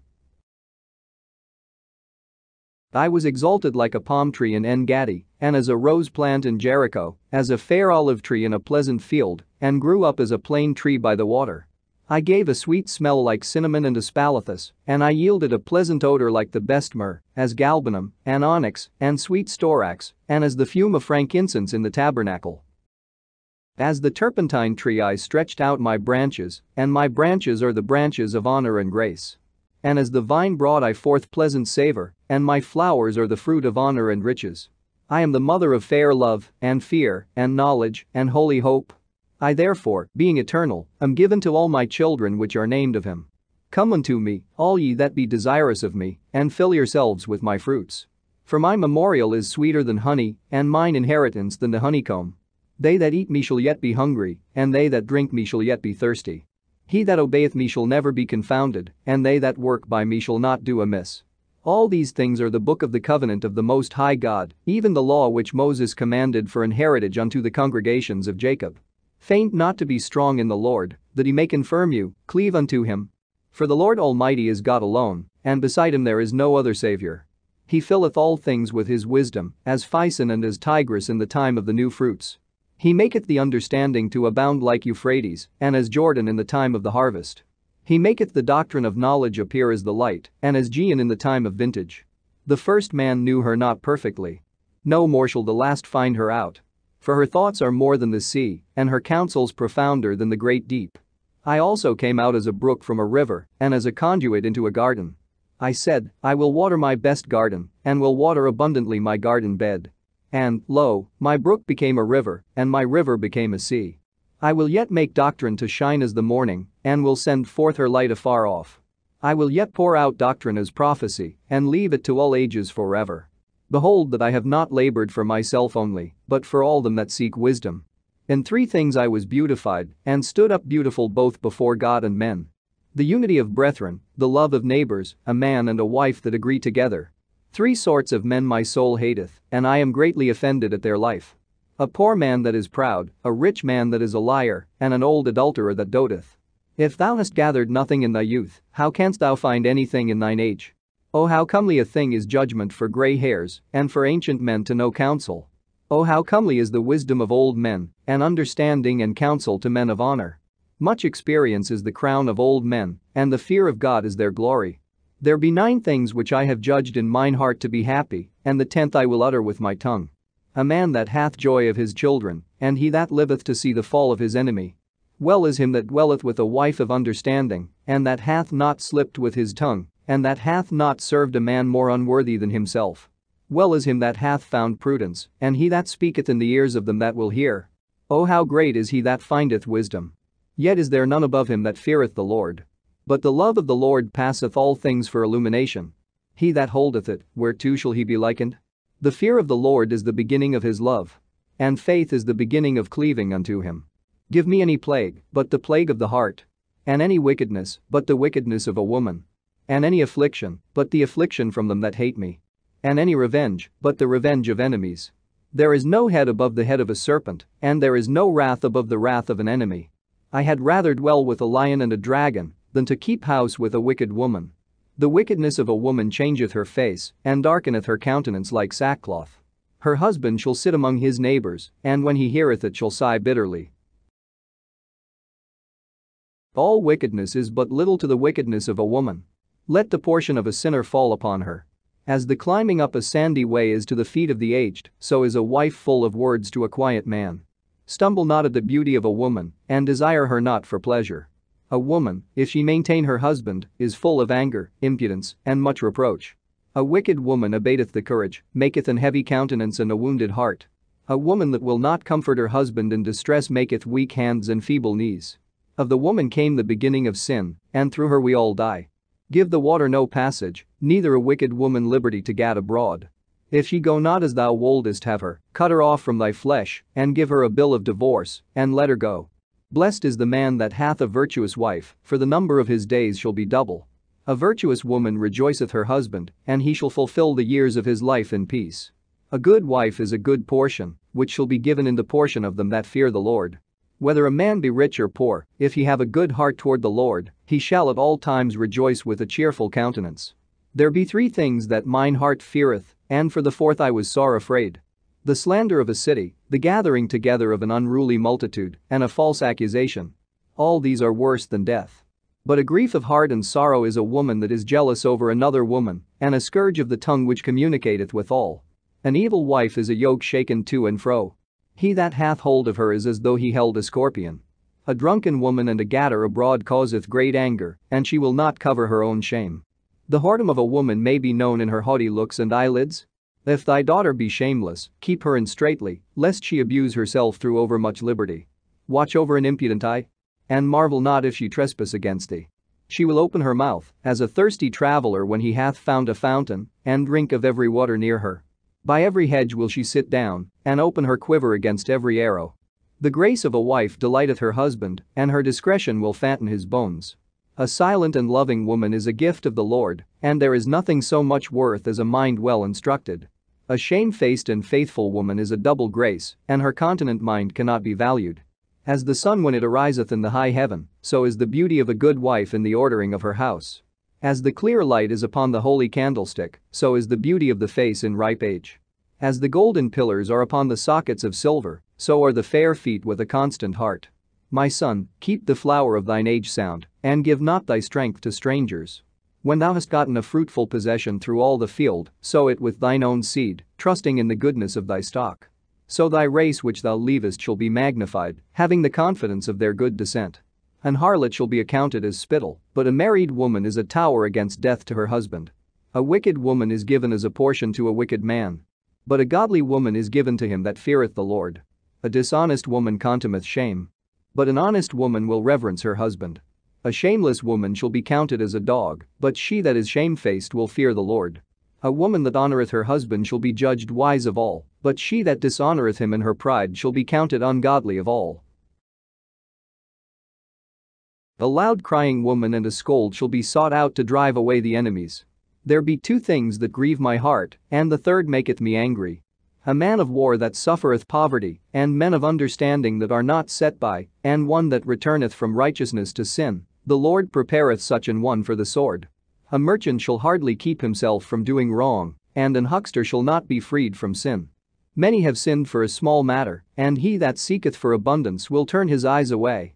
As a nail sticketh fast between the joinings of the stones, so doth sin stick close between buying and selling. Unless a man hold himself diligently in the fear of the Lord, his house shall soon be overthrown. As when one sifteth with a sieve, the refuse remaineth, so the filth of man in his talk. The furnace proveth the potter's vessels, so the trial of man is in his reasoning. The fruit declareth if the tree have been dressed, so is the utterance of a conceit in the heart of man. Praise no man before thou hearest him speak, for this is the trial of men. If thou followest righteousness, thou shalt obtain her, and put her on, as a glorious long robe. The birds will resort unto their like, so will truth return unto them that practice in her. As the lion lieth in wait for the prey, so sin for them that work iniquity. The discourse of a godly man is always with wisdom, but a fool changeth as the moon. If thou be among the indiscreet, observe the time, but be continually among men of understanding. The discourse of fools is irksome, and their sport is the wantonness of sin.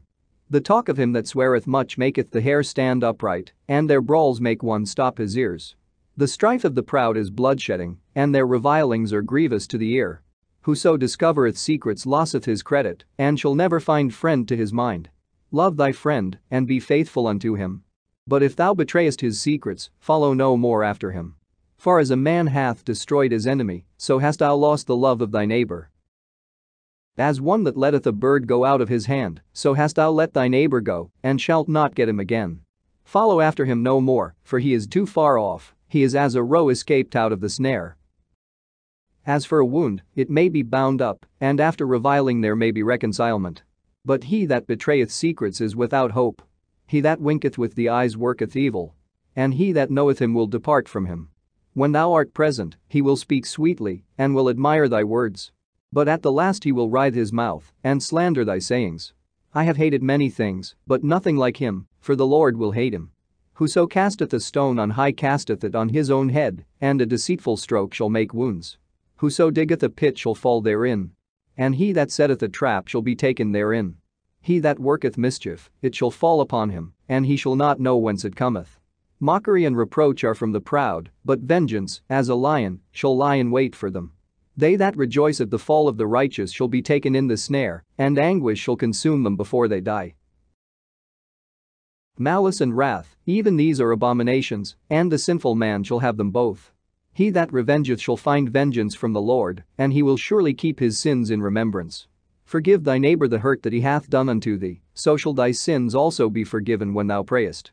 One man beareth hatred against another, and doth he seek pardon from the Lord? He sheweth no mercy to a man, which is like himself. And doth he ask forgiveness of his own sins? If he that is but flesh nourish hatred, who will entreat for pardon of his sins? Remember thy end, and let enmity cease, remember corruption and death, and abide in the commandments. Remember the commandments, and bear no malice to thy neighbor. Remember the covenant of the highest, and wink at ignorance. Abstain from strife, and thou shalt diminish thy sins. For a furious man will kindle strife, a sinful man disquieteth friends, and maketh debate among them that be at peace. As the matter of the fire is, so it burneth. And as a man's strength is, so is his wrath, and according to his riches his anger riseth. And the stronger they are which contend, the more they will be inflamed. An hasty contention kindleth the fire, and an hasty fighting sheddeth blood. If thou blow the spark, it shall burn. If thou spit upon it, it shall be quenched. And both these come out of thy mouth. Curse the whisperer and double-tongued. For such have destroyed many that were at peace. A backbiting tongue hath disquieted many, and driven them from nation to nation. Strong cities hath it pulled down, and overthrown the houses of great men. A backbiting tongue hath cast out virtuous women, and deprived them of their labors. Whoso hearkeneth unto it shall never find rest, and never dwell quietly. The stroke of the whip maketh marks in the flesh, but the stroke of the tongue breaketh the bones. Many have fallen by the edge of the sword, but not so many as have fallen by the tongue. Well is he that is defended through the venom thereof, who hath not drawn the yoke thereof, nor hath been bound in her bands. For the yoke thereof is a yoke of iron, and the bands thereof are bands of brass. The death thereof is an evil death, the grave were better than it. It shall not have rule over them that fear God, neither shall they be burned with the flame thereof. Such as forsake the Lord shall fall into it, and it shall burn in them, and not be quenched. It shall be sent upon them as a lion, and devour them as a leopard. Look that thou hedge thy possession about with thorns, and bind up thy silver and gold, and weigh thy words in a balance, and make a door and bar for thy mouth.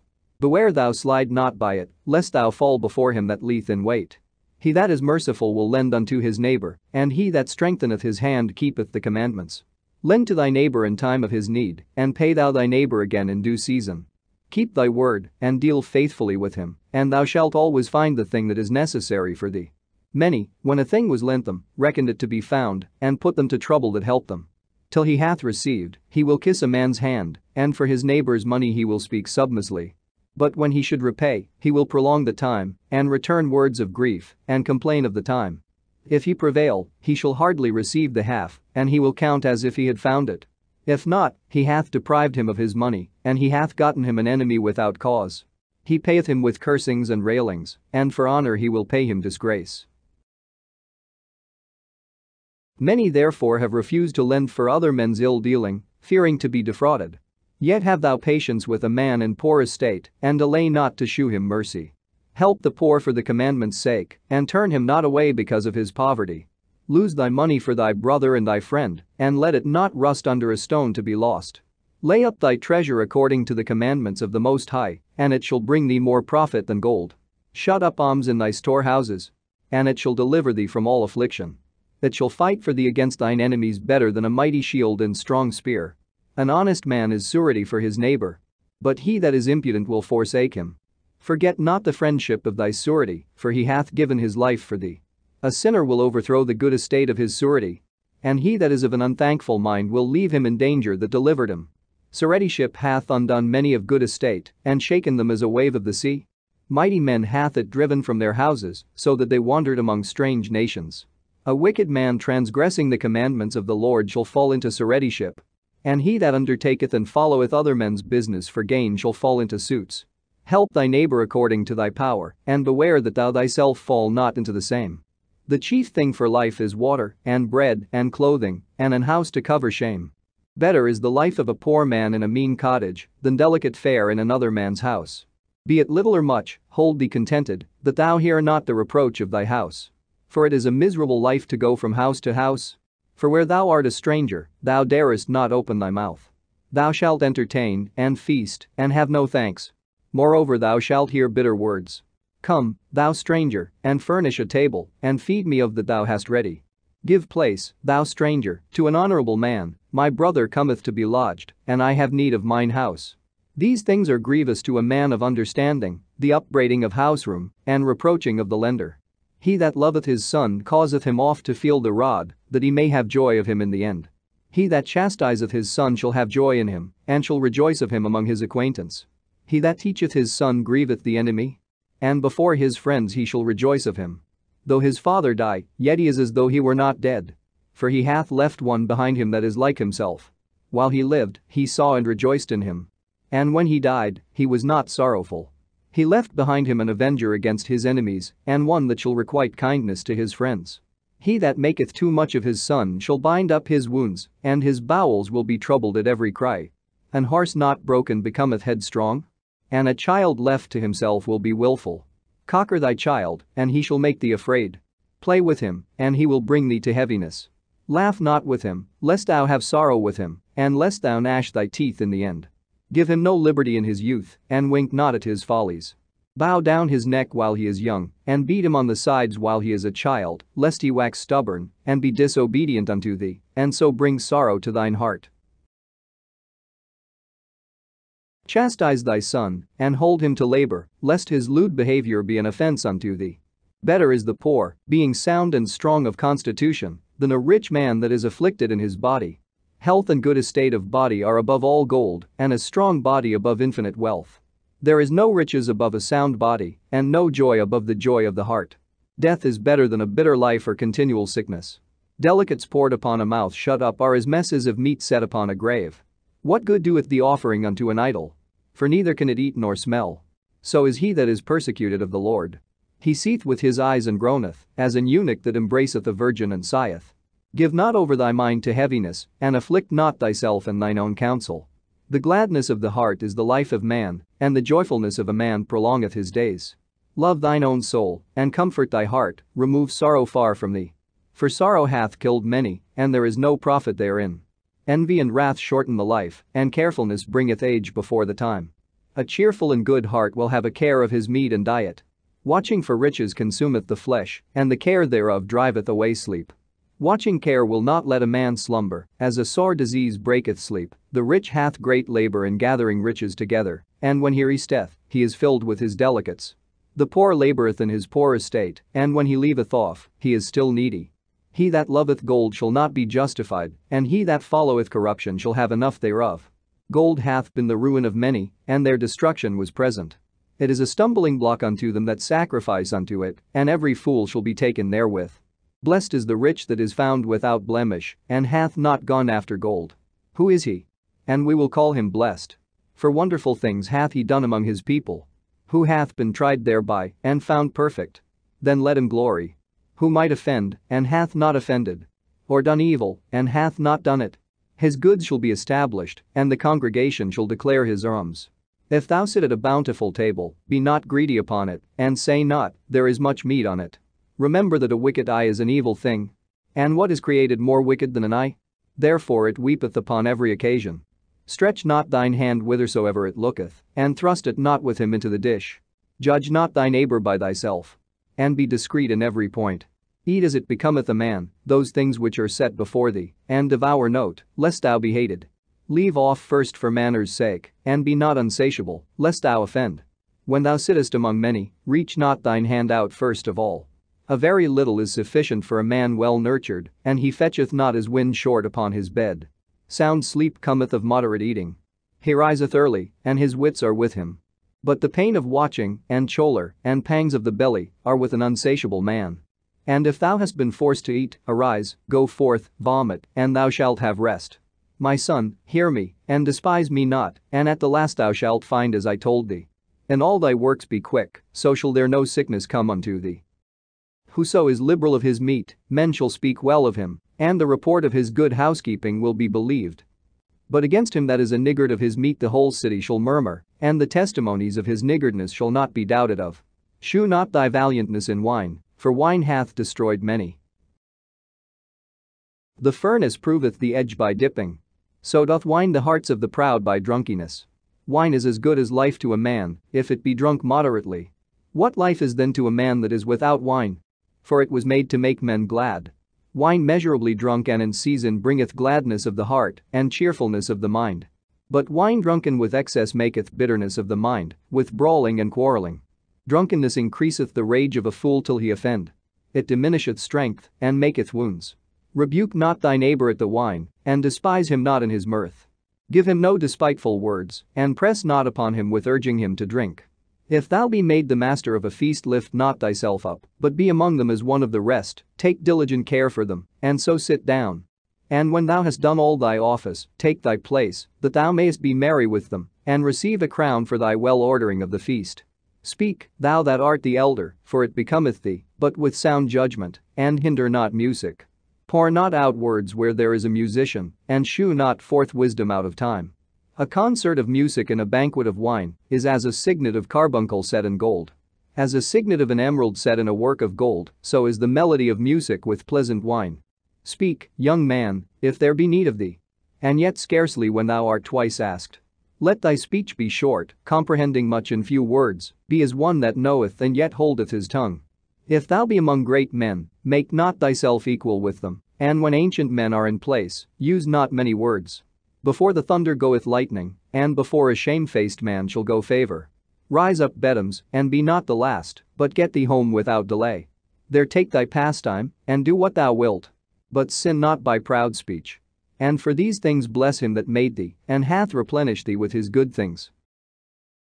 Whoso feareth the Lord will receive his discipline, and they that seek him early shall find favor. He that seeketh the law shall be filled therewith. But the hypocrite will be offended thereat. They that fear the Lord shall find judgment, and shall kindle justice as a light. A sinful man will not be reproved, but findeth an excuse according to his will. A man of counsel will be considerate, but a strange and proud man is not daunted with fear, even when of himself he hath done without counsel. Do nothing without advice, and when thou hast once done, repent not. Go not in a way wherein thou mayest fall, and stumble not among the stones. Be not confident in a plain way. And beware of thine own children. In every good work trust thy own soul, for this is the keeping of the commandments. He that believeth in the Lord taketh heed to the commandment, and he that trusteth in him shall fare never the worse. There shall no evil happen unto him that feareth the Lord, but in temptation even again he will deliver him. A wise man hateth not the law, but he that is an hypocrite therein is as a ship in a storm. A man of understanding trusteth in the law, and the law is faithful unto him, as an oracle. Prepare what to say, and so thou shalt be heard. And bind up instruction, and then make answer. The heart of the foolish is like a cartwheel, and his thoughts are like a rolling axle-tree. A stallion horse is as a mocking friend, he neigheth under every one that sitteth upon him. Why doth one day excel another, when as all the light of every day in the year is of the sun? By the knowledge of the Lord they were distinguished. And he altered seasons and feasts. Some of them hath he made high days, and hallowed them, and some of them hath he made ordinary days. And all men are from the ground, and Adam was created of earth. In much knowledge the Lord hath divided them, and made their ways diverse.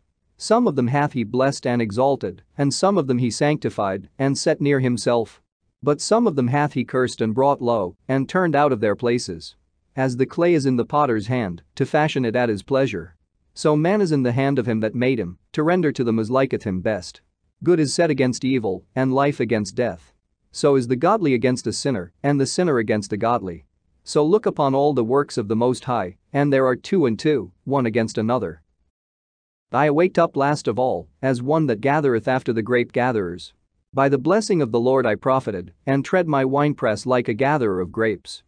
Consider that I labored not for myself only, but for all them that seek learning. Hear me, O ye great men of the people, and hearken with your ears, ye rulers of the congregation. Give not thy son and wife, thy brother and friend, power over thee while thou livest, and give not thy goods to another, lest it repent thee, and thou enter it for the same again. As long as thou livest and hast breath in thee, give not thyself over to any. For better it is that thy children should seek to thee, than that thou shouldest stand to their courtesy. In all thy works keep to thyself the preeminence, leave not a stain in thine honor. At the time when thou shalt end thy days, and finish thy life, distribute thine inheritance. Fodder, a wand, and burdens, are for the ass, and bread, correction, and work, for a servant. If thou set thy servant to labor, thou shalt find rest. But if thou let him go idle, he shall seek liberty. A yoke and a collar do bow the neck. So are tortures and torments for an evil servant. Send him to labor, that he be not idle, for idleness teacheth much evil. Set him to work, as is fit for him. If he be not obedient, put on more heavy fetters. But be not excessive toward any, and without discretion do nothing. If thou have a servant, let him be unto thee as thyself, because thou hast bought him with a price. If thou have a servant, entreat him as a brother. For thou hast need of him, as of thine own soul. If thou entreat him evil, and he run from thee, which way wilt thou go to seek him? The hopes of a man void of understanding are vain and false. And dreams lift up fools. Whoso regardeth dreams is like him that catcheth at a shadow, and followeth after the wind. The vision of dreams is the resemblance of one thing to another, even as the likeness of a face to a face. Of an unclean thing what can be cleansed? And from that thing which is false what truth can come? Divinations, and soothsayings, and dreams, are vain. And the heart fancieth, as a woman's heart in travail. If they be not sent from the Most High in thy visitation, set not thy heart upon them. For dreams have deceived many, and they have failed that put their trust in them. The law shall be found perfect without lies. And wisdom is perfection to a faithful mouth. A man that hath travelled knoweth many things, and he that hath much experience will declare wisdom. He that hath no experience knoweth little. But he that hath travelled is full of prudence. When I travelled, I saw many things, and I understand more than I can express. I was oft times in danger of death. Yet I was delivered because of these things. The spirit of those that fear the Lord shall live, for their hope is in him that saveth them. Whoso feareth the Lord shall not fear nor be afraid, for he is his hope. Blessed is the soul of him that feareth the Lord. To whom doth he look? And who is his strength? For the eyes of the Lord are upon them that love him, he is their mighty protection and strong stay, a defense from heat, and a cover from the sun at noon, a preservation from stumbling, and an help from falling. He raiseth up the soul, and lighteneth the eyes. He giveth health, life, and blessing. He that sacrificeth of a thing wrongfully gotten, his offering is ridiculous, and the gifts of unjust men are not accepted. The Most High is not pleased with the offerings of the wicked, neither is he pacified for sin by the multitude of sacrifices. Whoso bringeth an offering of the goods of the poor doeth as one that killeth the son before his father's eyes. The bread of the needy is their life. He that defraudeth him thereof is a man of blood. He that taketh away his neighbor's living slayeth him, and he that defraudeth the labor of his hire is a bloodshedder. When one buildeth and another pulleth down, what profit have they then but labor? When one prayeth and another curseth, whose voice will the Lord hear? He that washeth himself after the touching of a dead body, if he touch it again, what availeth his washing? So is it with a man that fasteth for his sins, and goeth again, and doeth the same. Who will hear his prayer? Or what doth his humbling profit him? He that keepeth the law bringeth offerings enough. He that taketh heed to the commandment offereth a peace offering. He that requiteth a good turn offereth fine flour, and he that giveth alms sacrificeth praise. To depart from wickedness is a thing pleasing to the Lord, and to forsake unrighteousness is a propitiation. Thou shalt not appear empty before the Lord. For all these things are to be done because of the commandment. The offering of the righteous maketh the altar fat, and the sweet savor thereof is before the Most High. The sacrifice of a just man is acceptable, and the memorial thereof shall never be forgotten. Give the Lord his honor with a good eye, and diminish not the firstfruits of thine hands. In all thy gifts shew a cheerful countenance, and dedicate thy tithes with gladness.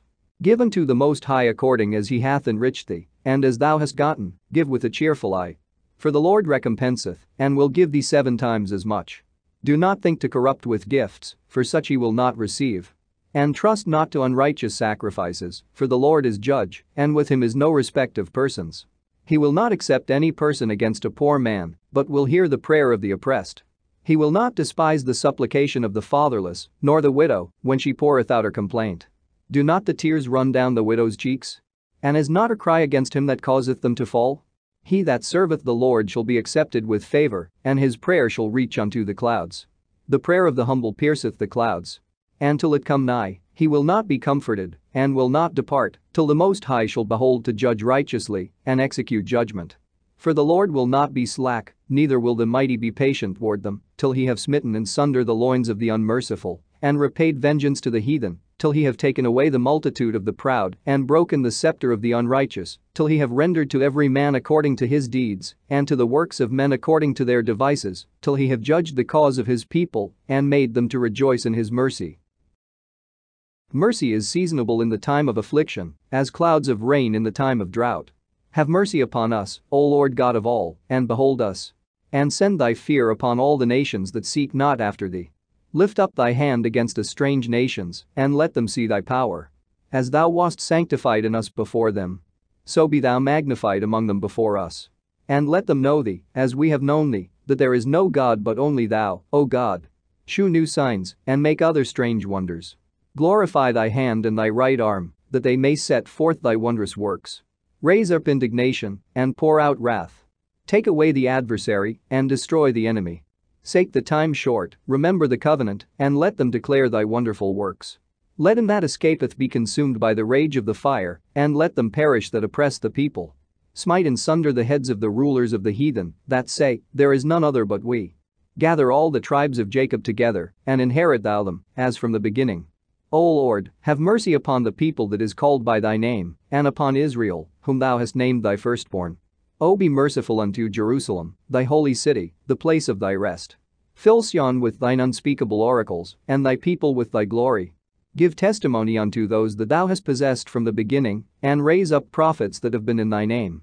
Reward them that wait for thee, and let thy prophets be found faithful. O Lord, hear the prayer of thy servants, according to the blessing of Aaron over thy people, that all they which dwell upon the earth may know that thou art the Lord, the eternal God. The belly devoureth all meats, yet is one meat better than another. As the palate tasteth divers kinds of venison, so doth an heart of understanding false speeches. A froward heart causeth heaviness, but a man of experience will recompense him. A woman will receive every man, yet is one daughter better than another. The beauty of a woman cheereth the countenance, and a man loveth nothing better. If there be kindness, meekness, and comfort in her tongue, then is not her husband like other men. He that getteth a wife beginneth a possession, a help like unto himself, and a pillar of rest. Where no hedge is, there the possession is spoiled. And he that hath no wife will wander up and down mourning. Who will trust a thief well appointed, that skippeth from city to city? So who will believe a man that hath no house, and lodgeth wheresoever the night taketh him? Every friend saith, I am his friend also. But there is a friend, which is only a friend in name. Is it not a grief unto death, when a companion and friend is turned to an enemy? O wicked imagination, whence camest thou in to cover the earth with deceit? There is a companion, which rejoiceth in the prosperity of a friend, but in the time of trouble will be against him. There is a companion, which helpeth his friend for the belly, and taketh up the buckler against the enemy. Forget not thy friend in thy mind, and be not unmindful of him in thy riches. Every counselor extolleth counsel, but there is some that counseleth for himself. Beware of a counselor, and know before what need he hath, for he will counsel for himself, lest he cast a lot upon thee, and say unto thee, thy way is good. And afterward he stand on the other side, to see what shall befall thee. Consult not with one that suspecteth thee, and hide thy counsel from such as envy thee. Neither consult with a woman touching her of whom she is jealous, neither with a coward in matters of war, nor with a merchant concerning exchange, nor with the buyer of selling, nor with an envious man of thankfulness, nor with an unmerciful man touching kindness, nor with the slothful for any work, nor with an hireling for a year of finishing work, nor with an idle servant of much business. Hearken not unto these in any matter of counsel. But be continually with a godly man, whom thou knowest to keep the commandments of the Lord, whose mind is according to thy mind, and will sorrow with thee, if thou shalt miscarry. And let the counsel of thine own heart stand. For there is no man more faithful unto thee than it. For a man's mind is sometime wont to tell him more than 7 watchmen that sit above in an high tower. And above all this pray to the Most High, that he will direct thy way in truth. Let reason go before every enterprise, and counsel before every action. The countenance is a sign of changing of the heart. 4 manner of things appear, good and evil, life and death. But the tongue ruleth over them continually. There is one that is wise and teacheth many, and yet is unprofitable to himself. There is one that sheweth wisdom in words, and is hated. He shall be destitute of all food. For grace is not given him from the Lord, because he is deprived of all wisdom. Another is wise to himself, and the fruits of understanding are commendable in his mouth. A wise man instructeth his people, and the fruits of his understanding fail not. A wise man shall be filled with blessing, and all they that see him shall count him happy. The days of the life of man may be numbered, but the days of Israel are innumerable. A wise man shall inherit glory among his people, and his name shall be perpetual. My son, prove thy soul in thy life, and see what is evil for it, and give not that unto it. For all things are not profitable for all men, neither hath every soul pleasure in every thing. Be not unsatiable in any dainty thing, nor too greedy upon meats. For excess of meats bringeth sickness, and surfeiting will turn into choler. By surfeiting have many perished, but he that taketh heed prolongeth his life. Honor a physician with the honor due unto him for the uses which ye may have of him. For the Lord hath created him. For of the Most High cometh healing, and he shall receive honor of the king. The skill of the physician shall lift up his head, and in the sight of great men he shall be in admiration. The Lord hath created medicines out of the earth, and he that is wise will not abhor them. Was not the water made sweet with wood, that the virtue thereof might be known? And he hath given men skill, that he might be honored in his marvelous works. With such doth he heal men and taketh away their pains. Of such doth the apothecary make a confection, and of his works there is no end, and from him is peace over all the earth. My son, in thy sickness be not negligent, but pray unto the Lord, and he will make thee whole. Leave off from sin, and order thine hands aright, and cleanse thy heart from all wickedness. Give a sweet savor, and a memorial of fine flour, and make a fat offering, as not being. Then give place to the physician, for the Lord hath created him. Let him not go from thee, for thou hast need of him. There is a time, when in their hands there is good success. For they shall also pray unto the Lord, that he would prosper that which they give for ease and remedy to prolong life. He that sinneth before his Maker, let him fall into the hand of the physician. My son, let tears fall down over the dead, and begin to lament, as if thou hadst suffered great harm thyself. And then cover his body according to the custom, and neglect not his burial. Weep bitterly, and make great moan, and use lamentation, as he is worthy, and that a day or two, lest thou be evil spoken of, and then comfort thyself for thy heaviness. For of heaviness cometh death, and the heaviness of the heart breaketh strength. In affliction also sorrow remaineth, and the life of the poor is the curse of the heart. Take no heaviness to heart, drive it away, and remember the last end. Forget it not, for there is no turning again. Thou shalt not do him good, but hurt thyself. Remember my judgment, for thine also shall be so, yesterday for me, and today for thee. When the dead is at rest, let his remembrance rest, and be comforted for him, when his spirit is departed from him. The wisdom of a learned man cometh by opportunity of leisure, and he that hath little business shall become wise. How can he get wisdom, that holdeth the plough, and that glorieth in the goad, that driveth oxen, and is occupied in their labors, and whose talk is of bullocks?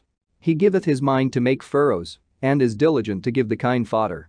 So every carpenter and workmaster, that laboreth night and day, and they that cut and grave seals, and are diligent to make great variety, and give themselves to counterfeit imagery, and watch to finish a work, the smith also sitting by the anvil, and considering the iron work, the vapor of the fire wasteth his flesh, and he fighteth with the heat of the furnace. The noise of the hammer and the anvil is ever in his ears, and his eyes look still upon the pattern of the thing that he maketh. He setteth his mind to finish his work, and watcheth to polish it perfectly. So doth the potter sitting at his work, and turning the wheel about with his feet, who is alway carefully set at his work, and maketh all his work by number. He fashioneth the clay with his arm, and boweth down his strength before his feet. He applieth himself to lead it over.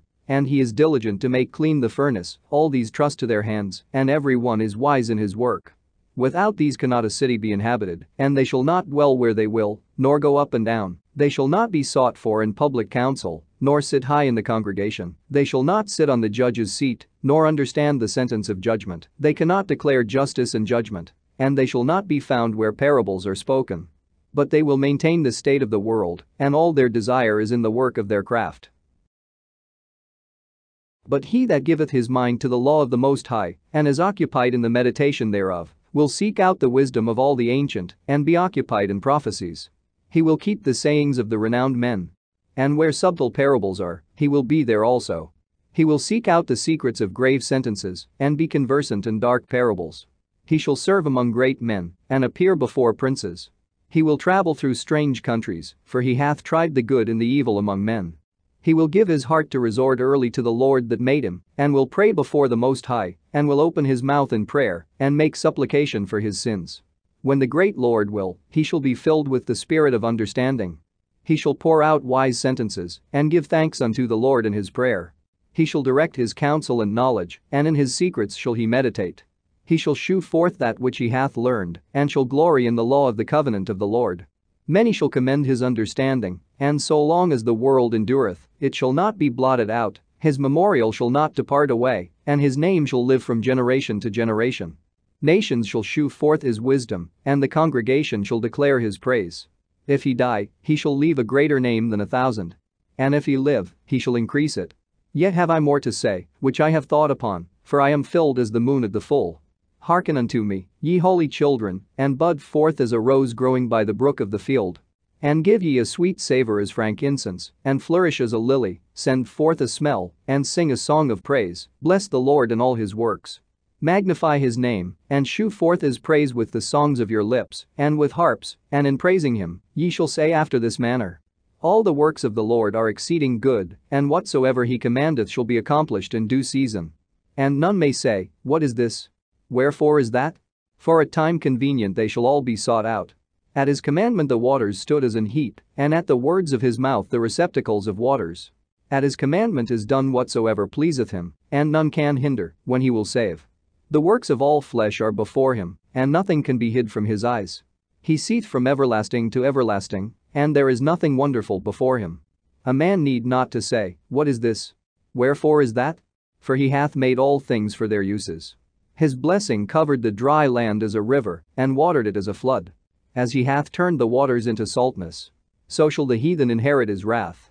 As his ways are plain unto the holy, so are they stumbling blocks unto the wicked. For the good are good things created from the beginning, so evil things for sinners. The principal things for the whole use of man's life are water, fire, iron, and salt, flour of wheat, honey, milk, and the blood of the grape, and oil, and clothing. All these things are for good to the godly. So to the sinners they are turned into evil. There be spirits that are created for vengeance, which in their fury lay on sore strokes, in the time of destruction they pour out their force, and appease the wrath of him that made them. Fire, and hail, and famine, and death, all these were created for vengeance, teeth of wild beasts, and scorpions, serpents, and the sword punishing the wicked to destruction. They shall rejoice in his commandment, and they shall be ready upon earth, when need is, and when their time is come, they shall not transgress his word. Therefore from the beginning I was resolved, and thought upon these things, and have left them in writing. All the works of the Lord are good. And he will give every needful thing in due season. So that a man cannot say, this is worse than that. For in time they shall all be well approved. And therefore praise ye the Lord with the whole heart and mouth, and bless the name of the Lord. Great travail is created for every man, and an heavy yoke is upon the sons of Adam, from the day that they go out of their mother's womb, till the day that they return to the mother of all things. Their imagination of things to come, and the day of death, trouble their thoughts, and cause fear of heart, from him that sitteth on a throne of glory, unto him that is humbled in earth and ashes, from him that weareth purple and a crown, unto him that is clothed with a linen frock.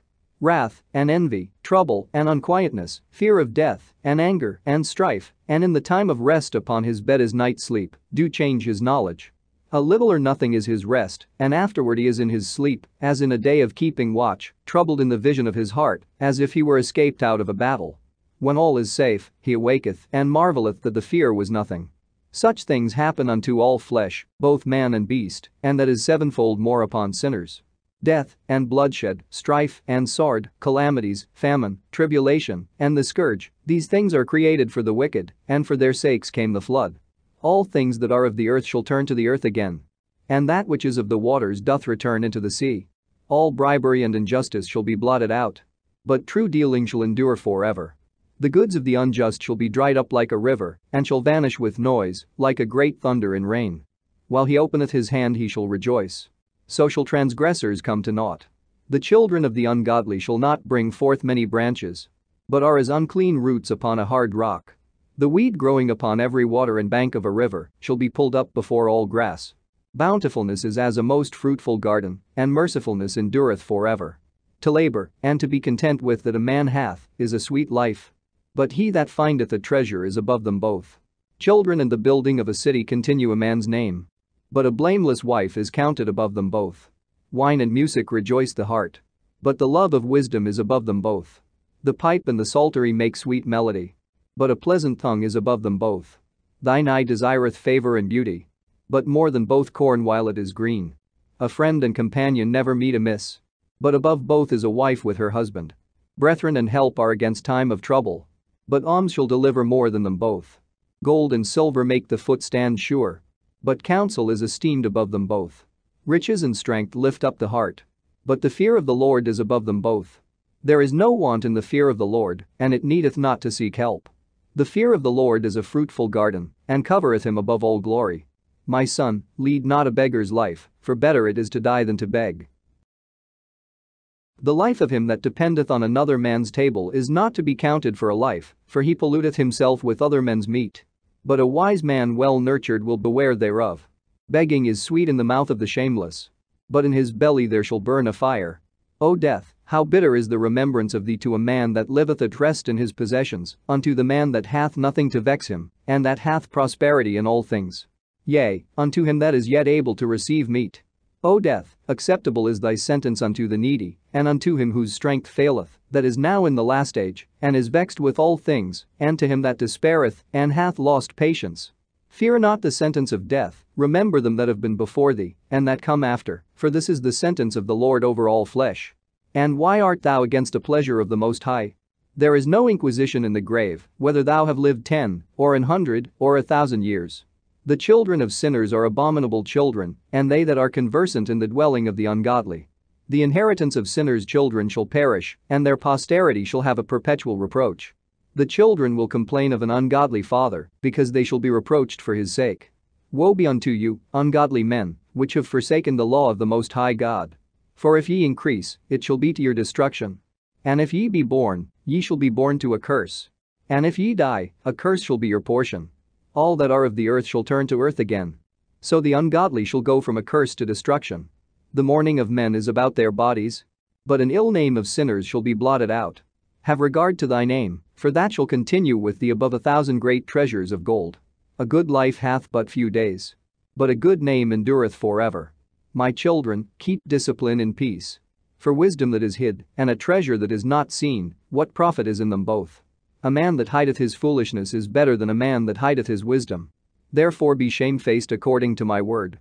For it is not good to retain all shamefacedness, neither is it altogether approved in every thing.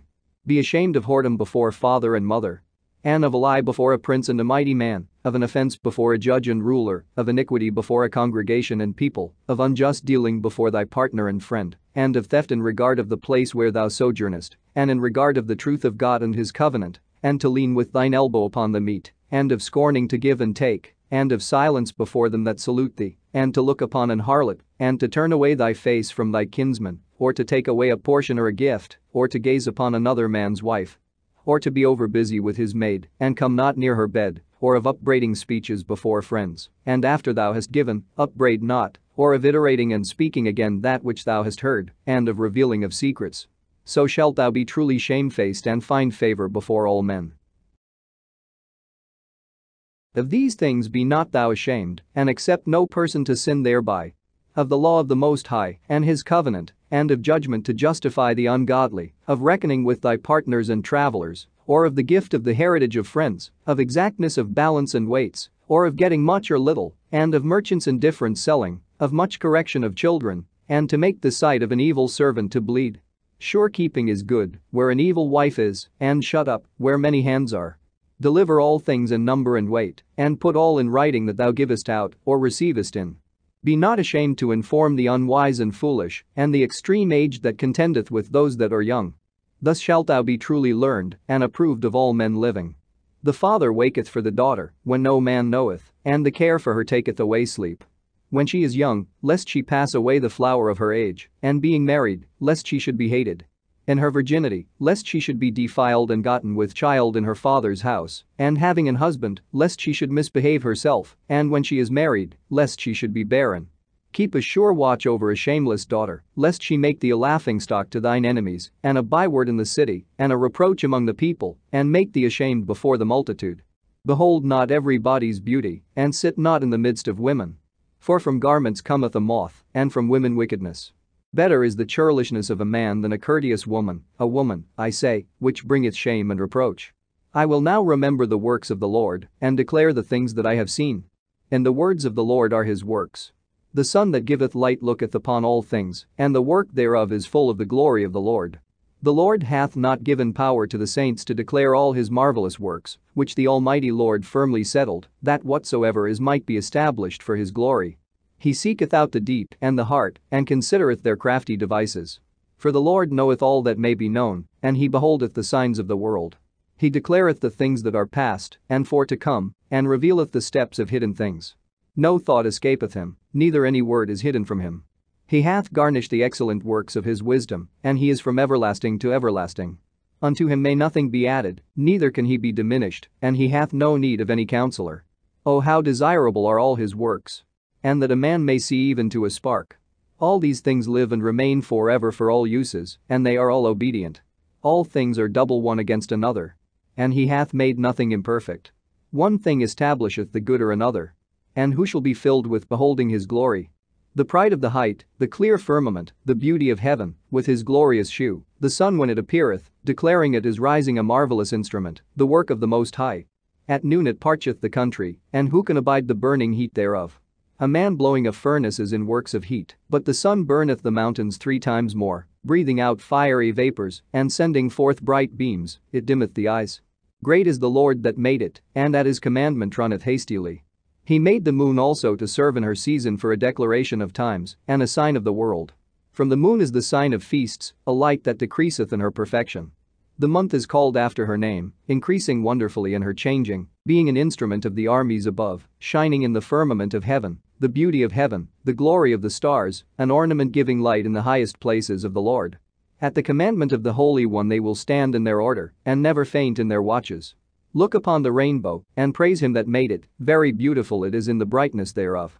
It compasseth the heaven about with a glorious circle, and the hands of the Most High have bended it. By his commandment he maketh the snow to fall apace, and sendeth swiftly the lightnings of his judgment. Through this the treasures are opened, and clouds fly forth as fowls. By his great power he maketh the clouds firm, and the hailstones are broken small. At his sight the mountains are shaken, and at his will the south wind bloweth. The noise of the thunder maketh the earth to tremble. So doth the northern storm and the whirlwind. As birds flying he scattereth the snow, and the falling down thereof is as the lighting of grasshoppers. The eye marvelleth at the beauty of the whiteness thereof, and the heart is astonished at the raining of it. The hoarfrost also as salt he poureth on the earth, and being congealed, it leeth on the top of sharp stakes. When the cold north wind bloweth, and the water is congealed into ice, it abideth upon every gathering together of water, and clotheth the water as with a breastplate. It devoureth the mountains, and burneth the wilderness, and consumeth the grass as fire. A present remedy of all is a mist coming speedily, a dew coming after heat refresheth. By his counsel he appeaseth the deep, and planteth islands therein. They that sail on the sea tell of the danger thereof, and when we hear it with our ears, we marvel thereat. For therein be strange and wondrous works, variety of all kinds of beasts and whales created. By him the end of them hath prosperous success, and by his word all things consist. We may speak much, and yet come short. Wherefore in sum, he is all. How shall we be able to magnify him? For he is great above all his works. The Lord is terrible and very great, and marvelous is his power. When ye glorify the Lord, exalt him as much as ye can, for even yet will he far exceed.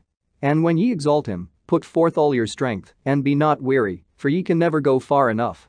Who hath seen him, that he might tell us? And who can magnify him as he is? There are yet hid greater things than these be, for we have seen but a few of his works. For the Lord hath made all things, and to the godly hath he given wisdom. Let us now praise famous men, and our fathers that begat us. The Lord hath wrought great glory by them through his great power from the beginning. Such as did bear rule in their kingdoms, men renowned for their power, giving counsel by their understanding, and declaring prophecies. Leaders of the people by their counsels, and by their knowledge of learning meet for the people, wise and eloquent are their instructions. Such as found out musical tunes, and recited verses in writing. Rich men furnished with ability, living peaceably in their habitations. All these were honored in their generations, and were the glory of their times. There be of them that have left a name behind them, that their praises might be reported. And some there be, which have no memorial, who are perished, as though they had never been, and are become as though they had never been born, and their children after them. But these were merciful men, whose righteousness hath not been forgotten. With their seed shall continually remain a good inheritance, and their children are within the covenant. Their seed standeth fast, and their children for their sakes. Their seed shall remain forever, and their glory shall not be blotted out.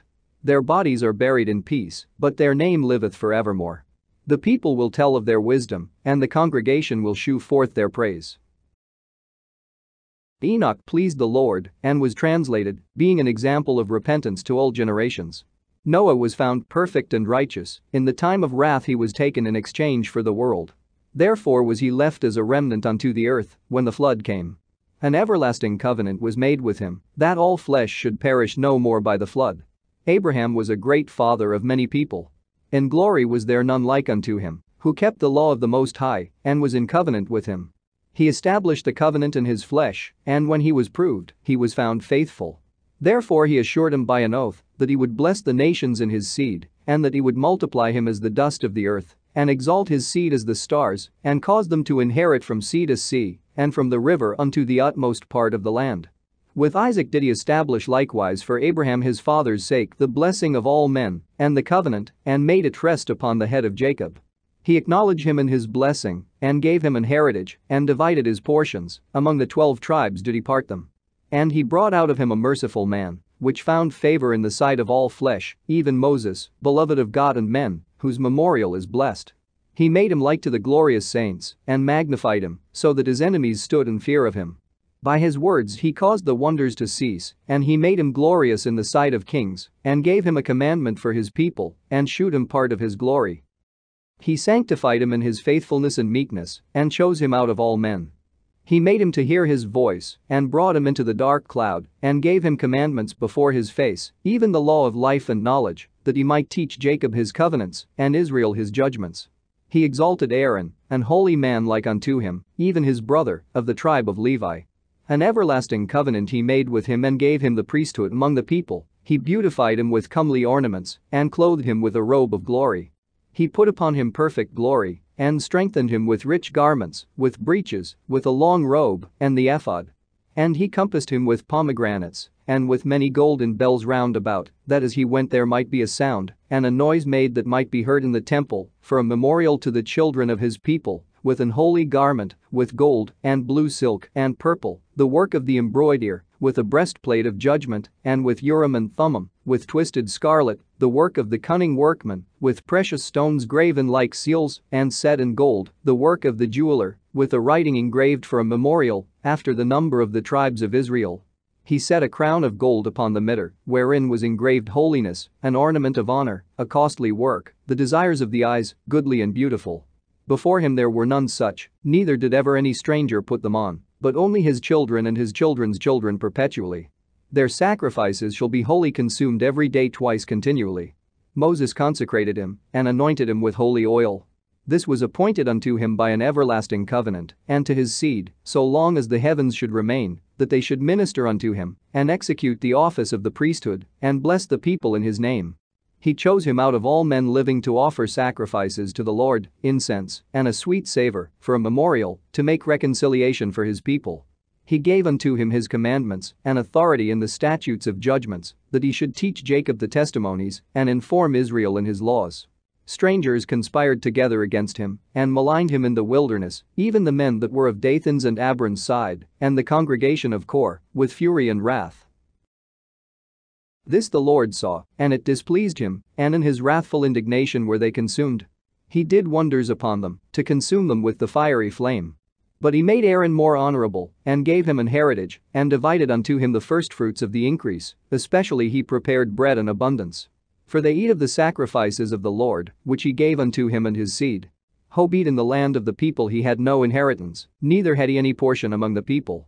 For the Lord himself is his portion and inheritance. The third in glory is Phinehas the son of Eleazar, because he had zeal in the fear of the Lord, and stood up with good courage of heart. When the people were turned back, and made reconciliation for Israel. Therefore was there a covenant of peace made with him, that he should be the chief of the sanctuary and of his people, and that he and his posterity should have the dignity of the priesthood forever. According to the covenant made with David son of Jesse, of the tribe of Judah, that the inheritance of the king should be to his posterity alone.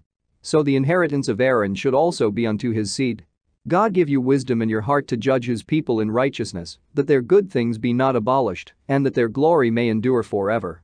Jesus the son of Nave was valiant in the wars, and was the successor of Moses in prophecies, who according to his name, was made great for the saving of the elect of God, and taking vengeance of the enemies that rose up against them, that he might set Israel in their inheritance. How great glory gat he, when he did lift up his hands, and stretched out his sword against the cities. Who before him so stood to it? For the Lord himself brought his enemies unto him. Did not the sun go back by his means? And was not one day as long as two? He called upon the Most High Lord, when the enemies pressed upon him on every side, and the great Lord heard him. And with hailstones of mighty power he made the battle to fall violently upon the nations, and in the descent of Beth-horon, he destroyed them that resisted, that the nations might know all their strength, because he fought in the sight of the Lord, and he followed the mighty one. In the time of Moses also he did a work of mercy, he and Caleb the son of Jephunneh, in that they withstood the congregation, and withheld the people from sin, and appeased the wicked murmuring. And of 600,000 people on foot, they too were preserved to bring them into the heritage, even unto the land that floweth with milk and honey. The Lord gave strength also unto Caleb, which remained with him unto his old age. So that he entered upon the high places of the land, and his seed obtained it for an heritage. That all the children of Israel might see that it is good to follow the Lord. And concerning the judges, every one by name, whose heart went not a-whoring, nor departed from the Lord, let their memory be blessed. Let their bones flourish out of their place, and let the name of them that were honored be continued upon their children. Samuel, the prophet of the Lord, beloved of his Lord, established a kingdom, and anointed princes over his people. By the law of the Lord he judged the congregation, and the Lord had respect unto Jacob. By his faithfulness he was found a true prophet, and by his word he was known to be faithful in vision. He called upon the mighty Lord, when his enemies pressed upon him on every side, when he offered the sucking lamb. And the Lord thundered from heaven, and with a great noise made his voice to be heard. And he destroyed the rulers of the Tyrians, and all the princes of the Philistines. And before his long sleep he made protestations in the sight of the Lord and his anointed, I have not taken any man's goods, so much as a shoe. And no man did accuse him. And after his death he prophesied, and shewed the king his end, and lifted up his voice from the earth in prophecy, to blot out the wickedness of the people. And after him rose up Nathan to prophesy in the time of David. As is the fat taken away from the peace offering, so was David chosen out of the children of Israel. He played with lions as with kids, and with bears as with lambs. Slew he not a giant, when he was yet but young? And did he not take away reproach from the people, when he lifted up his hand with the stone in the sling, and beat down the boasting of Goliath? For he called upon the Most High Lord, and he gave him strength in his right hand to slay that mighty warrior, and set up the horn of his people. So the people honored him with 10,000s, and praised him in the blessings of the Lord, in that he gave him a crown of glory. For he destroyed the enemies on every side, and brought to naught the Philistines his adversaries, and brake their horn in sunder unto this day. In all his works he praised the Holy One Most High with words of glory, with his whole heart he sung songs, and loved him that made him. He set singers also before the altar, that by their voices they might make sweet melody, and daily sing praises in their songs. He beautified their feasts, and set in order the solemn times until the end, that they might praise his holy name, and that the temple might sound from morning. The Lord took away his sins and exalted his horn forever. He gave him a covenant of kings and a throne of glory in Israel. After him rose up a wise son, and for his sake he dwelt at large. Solomon reigned in a peaceable time and was honored, for God made all quiet round about him, that he might build an house in his name and prepare his sanctuary forever. How wise wast thou in thy youth, and as a flood, filled with understanding. Thy soul covered the whole earth, and thou filledst it with dark parables. Thy name went far unto the islands, and for thy peace thou wast beloved. The countries marveled at thee for thy songs, and proverbs, and parables, and interpretations. By the name of the Lord God, which is called the Lord God of Israel, thou didst gather gold as tin, and didst multiply silver as lead. Thou didst bow thy loins unto women, and by thy body thou wast brought into subjection. Thou didst stain thy honor, and pollute thy seed. So that thou broughtest wrath upon thy children, and wast grieved for thy folly. So the kingdom was divided, and out of Ephraim ruled a rebellious kingdom. But the Lord will never leave off his mercy, neither shall any of his works perish, neither will he abolish the posterity of his elect, and the seed of him that loveth him he will not take away. Wherefore he gave a remnant unto Jacob, and out of him a root unto David. Thus rested Solomon with his fathers, and of his seed he left behind him Rehoboam, even the foolishness of the people, and one that had no understanding, who turned away the people through his counsel. There was also Jeroboam the son of Nebat, who caused Israel to sin, and shewed Ephraim the way of sin. And their sins were multiplied exceedingly, that they were driven out of the land. For they sought out all wickedness, till the vengeance came upon them. Then stood up Elias the prophet as fire, and his word burned like a lamp. He brought a sore famine upon them, and by his zeal he diminished their number. By the word of the Lord he shut up the heaven, and also 3 times brought down fire. O Elias, how wast thou honored in thy wondrous deeds? And who may glory like unto thee? Who didst raise up a dead man from death, and his soul from the place of the dead, by the word of the Most High? Who broughtest kings to destruction, and honorable men from their bed? Who heardest the rebuke of the Lord in Sinai, and in Horeb the judgment of vengeance? Who anointedst kings to take revenge, and prophets to succeed after him? Who was taken up in a whirlwind of fire, and in a chariot of fiery horses? Who wast ordained for reproofs in their times, to pacify the wrath of the Lord's judgment, before it break forth into fury, and to turn the heart of the father unto the son, and to restore the tribes of Jacob. Blessed are they that saw thee, and slept in love, for we shall surely live. Elias it was, who was covered with a whirlwind, and Eliseus was filled with his spirit. Whilst he lived, he was not moved with the presence of any prince, neither could any bring him into subjection. No word could overcome him, and after his death his body prophesied. He did wonders in his life, and at his death were his works marvelous. For all this the people repented not, neither departed they from their sins, till they were spoiled and carried out of their land, and were scattered through all the earth. Yet there remained a small people, and a ruler in the house of David, of whom some did that which was pleasing to God, and some multiplied sins. Ezekias fortified his city, and brought in water into the midst thereof. He digged the hard rock with iron, and made wells for waters. In his time Sennacherib came up, and sent Rabsaces, and lifted up his hand against Sion, and boasted proudly. Then trembled their hearts and hands, and they were in pain, as women in travail. But they called upon the Lord which is merciful, and stretched out their hands toward him. And immediately the Holy One heard them out of heaven, and delivered them by the ministry of Esai. He smote the host of the Assyrians, and his angel destroyed them. For Ezekias had done the thing that pleased the Lord, and was strong in the ways of David his father, as Esai the prophet, who was great and faithful in his vision, had commanded him. In his time the sun went backward, and he lengthened the king's life. He saw by an excellent spirit what should come to pass at the last, and he comforted them that mourned in Sion. He shewed what should come to pass forever, and secret things are ever that came. The remembrance of Josiah's is like the composition of the perfume that is made by the art of the apothecary. It is sweet as honey in all mouths, and as music at a banquet of wine. He behaved himself uprightly in the conversion of the people, and took away the abominations of iniquity. He directed his heart unto the Lord, and in the time of the ungodly he established a worship of God. All, except David and Ezekias and Josiah's, were defective, for they forsook the law of the Most High, even the kings of Judah failed.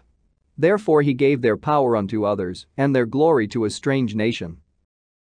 They burnt the chosen city of the sanctuary, and made the streets desolate, according to the prophecy of Jeremiah's. For they entreated him evil, who nevertheless was a prophet, sanctified in his mother's womb, that he might root out, and afflict, and destroy, and that he might build up also, and plant. It was Ezekiel who saw the glorious vision, which was shewed him upon the chariot of the cherubims. For he made mention of the enemies under the figure of the rain, and directed them that went right. And of the 12 prophets let the memorial be blessed, and let their bones flourish again out of their place. For they comforted Jacob, and delivered them by assured hope. How shall we magnify Zerubbabel? Even he was as a signet on the right hand. So was Jesus the son of Josedech, who in their time builded the house, and set up an holy temple to the Lord, which was prepared for everlasting glory. And among the elect was Nehemias, whose renown is great, who raised up for us the walls that were fallen, and set up the gates and the bars, and raised up our ruins again. But upon the earth was no man created like Enoch, for he was taken from the earth. Neither was there a young man born like Joseph, a governor of his brethren, a stay of the people, whose bones were regarded of the Lord. Sem and Seth were in great honor among men, and so was Adam above every living thing in creation. Simon the high priest, the son of Onias, who in his life repaired the house again, and in his days fortified the temple. And by him was built from the foundation the double height, the high fortress of the wall about the temple. In his days the cistern to receive water, being in compass as the sea, was covered with plates of brass. He took care of the temple that it should not fall, and fortified the city against besieging. How was he honored in the midst of the people in his coming out of the sanctuary? He was as the morning star in the midst of a cloud, and as the moon at the full. As the sun shining upon the temple of the Most High, and as the rainbow giving light in the bright clouds. And as the flower of roses in the spring of the year, as lilies by the rivers of waters, and as the branches of the frankincense tree in the time of summer. As fire and incense in the censer, and as a vessel of beaten gold set with all manner of precious stones. And as a fair olive tree budding forth fruit, and as a cypress tree which groweth up to the clouds. When he put on the robe of honor, and was clothed with the perfection of glory, when he went up to the holy altar, he made the garment of holiness honorable. When he took the portions out of the priest's hands, he himself stood by the hearth of the altar, compassed about, as a young cedar in Libanus, and as palm trees compassed they him round about. So were all the sons of Aaron in their glory, and the oblations of the Lord in their hands, before all the congregation of Israel. And finishing the service at the altar, that he might adorn the offering of the Most High Almighty, he stretched out his hand to the cup, and poured of the blood of the grape, he poured out at the foot of the altar, a sweet-smelling savor unto the Most High King of all. Then shouted the sons of Aaron, and sounded the silver trumpets, and made a great noise to be heard, for a remembrance before the Most High. Then all the people together hasted, and fell down to the earth upon their faces to worship their Lord God Almighty, the Most High. The singers also sang praises with their voices, with great variety of sounds was there made sweet melody. And the people besought the Lord, the Most High, by prayer before him that is merciful, till the solemnity of the Lord was ended, and they had finished his service. Then he went down, and lifted up his hands over the whole congregation of the children of Israel, to give the blessing of the Lord with his lips, and to rejoice in his name. And they bowed themselves down to worship the second time, that they might receive a blessing from the Most High. Now therefore bless ye the God of all, which only doeth wondrous things everywhere, which exalteth our days from the womb, and dealeth with us according to his mercy. He grant us joyfulness of heart, and that peace may be in our days in Israel forever. That he would confirm his mercy with us, and deliver us at his time. There be 2 manner of nations which my heart abhorreth, and the third is no nation. They that sit upon the mountain of Samaria, and they that dwell among the Philistines, and that foolish people that dwell in Sichem. Jesus the son of Sirach of Jerusalem hath written in this book the instruction of understanding and knowledge, who out of his heart poured forth wisdom. Blessed is he that shall be exercised in these things, and he that layeth them up in his heart shall become wise. For if he do them, he shall be strong to all things. For the light of the Lord letteth him, who giveth wisdom to the godly. Blessed be the name of the Lord forever. Amen, amen. A prayer of Jesus the son of Sirach. I will thank thee, O Lord and King, and praise thee, O God my Saviour. I do give praise unto thy name. For thou art my defender and helper, and hast preserved my body from destruction, and from the snare of the slanderous tongue, and from the lips that forge lies, and hast been mine helper against mine adversaries. And hast delivered me, according to the multitude of thy mercies and greatness of thy name, from the teeth of them that were ready to devour me, and out of the hands of such as sought after my life, and from the manifold afflictions which I had, from the choking of fire on every side, and from the midst of the fire which I kindled not, from the depth of the belly of hell, from an unclean tongue, and from lying words. By an accusation to the king from an unrighteous tongue my soul drew near even unto death, my life was near to the hell beneath. They compassed me on every side, and there was no man to help me. I looked for the succor of men, but there was none. Then thought I upon thy mercy, O Lord, and upon thy acts of old, how thou deliverest such as wait for thee, and savest them out of the hands of the enemies. Then lifted I up my supplications from the earth, and prayed for deliverance from death. I called upon the Lord, the Father of my Lord, that he would not leave me in the days of my trouble, and in the time of the proud, when there was no help. I will praise thy name continually, and will sing praises with thanksgiving, and so my prayer was heard. For thou savedst me from destruction, and deliveredst me from the evil time. Therefore will I give thanks, and praise thee, and bless thy name, O Lord. When I was yet young, or ever I went abroad, I desired wisdom openly in my prayer. I prayed for her before the temple, and will seek her out even to the end. Even from the flower till the grape was ripe hath my heart delighted in her. My foot went the right way, from my youth up sought I after her. I bowed down mine ear a little, and received her, and gat much learning. I profited therein, therefore will I ascribe glory unto him that giveth me wisdom. For I purpose to do after her, and earnestly I followed that which is good, so shall I not be confounded. My soul hath wrestled with her, and in my doings I was exact. I stretched forth my hands to the heaven above, and bewailed my ignorances of her. I directed my soul unto her, and I found her in pureness. I have had my heart joined with her from the beginning, therefore shall I not be forsaken. My heart was troubled in seeking her. Therefore have I gotten a good possession. The Lord hath given me a tongue for my reward, and I will praise him therewith. Draw near unto me, ye unlearned, and dwell in the house of learning.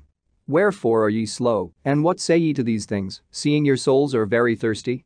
I opened my mouth and said, buy her for yourselves without money. Put your neck under the yoke, and let your soul receive instruction. She is hard at hand to find. Behold with your eyes, how that I have but little labor, and have gotten unto me much rest. Get learning with a great sum of money, and get much gold by her. Let your soul rejoice in his mercy, and be not ashamed of his praise. Work your work betimes, and in his time he will give you your reward.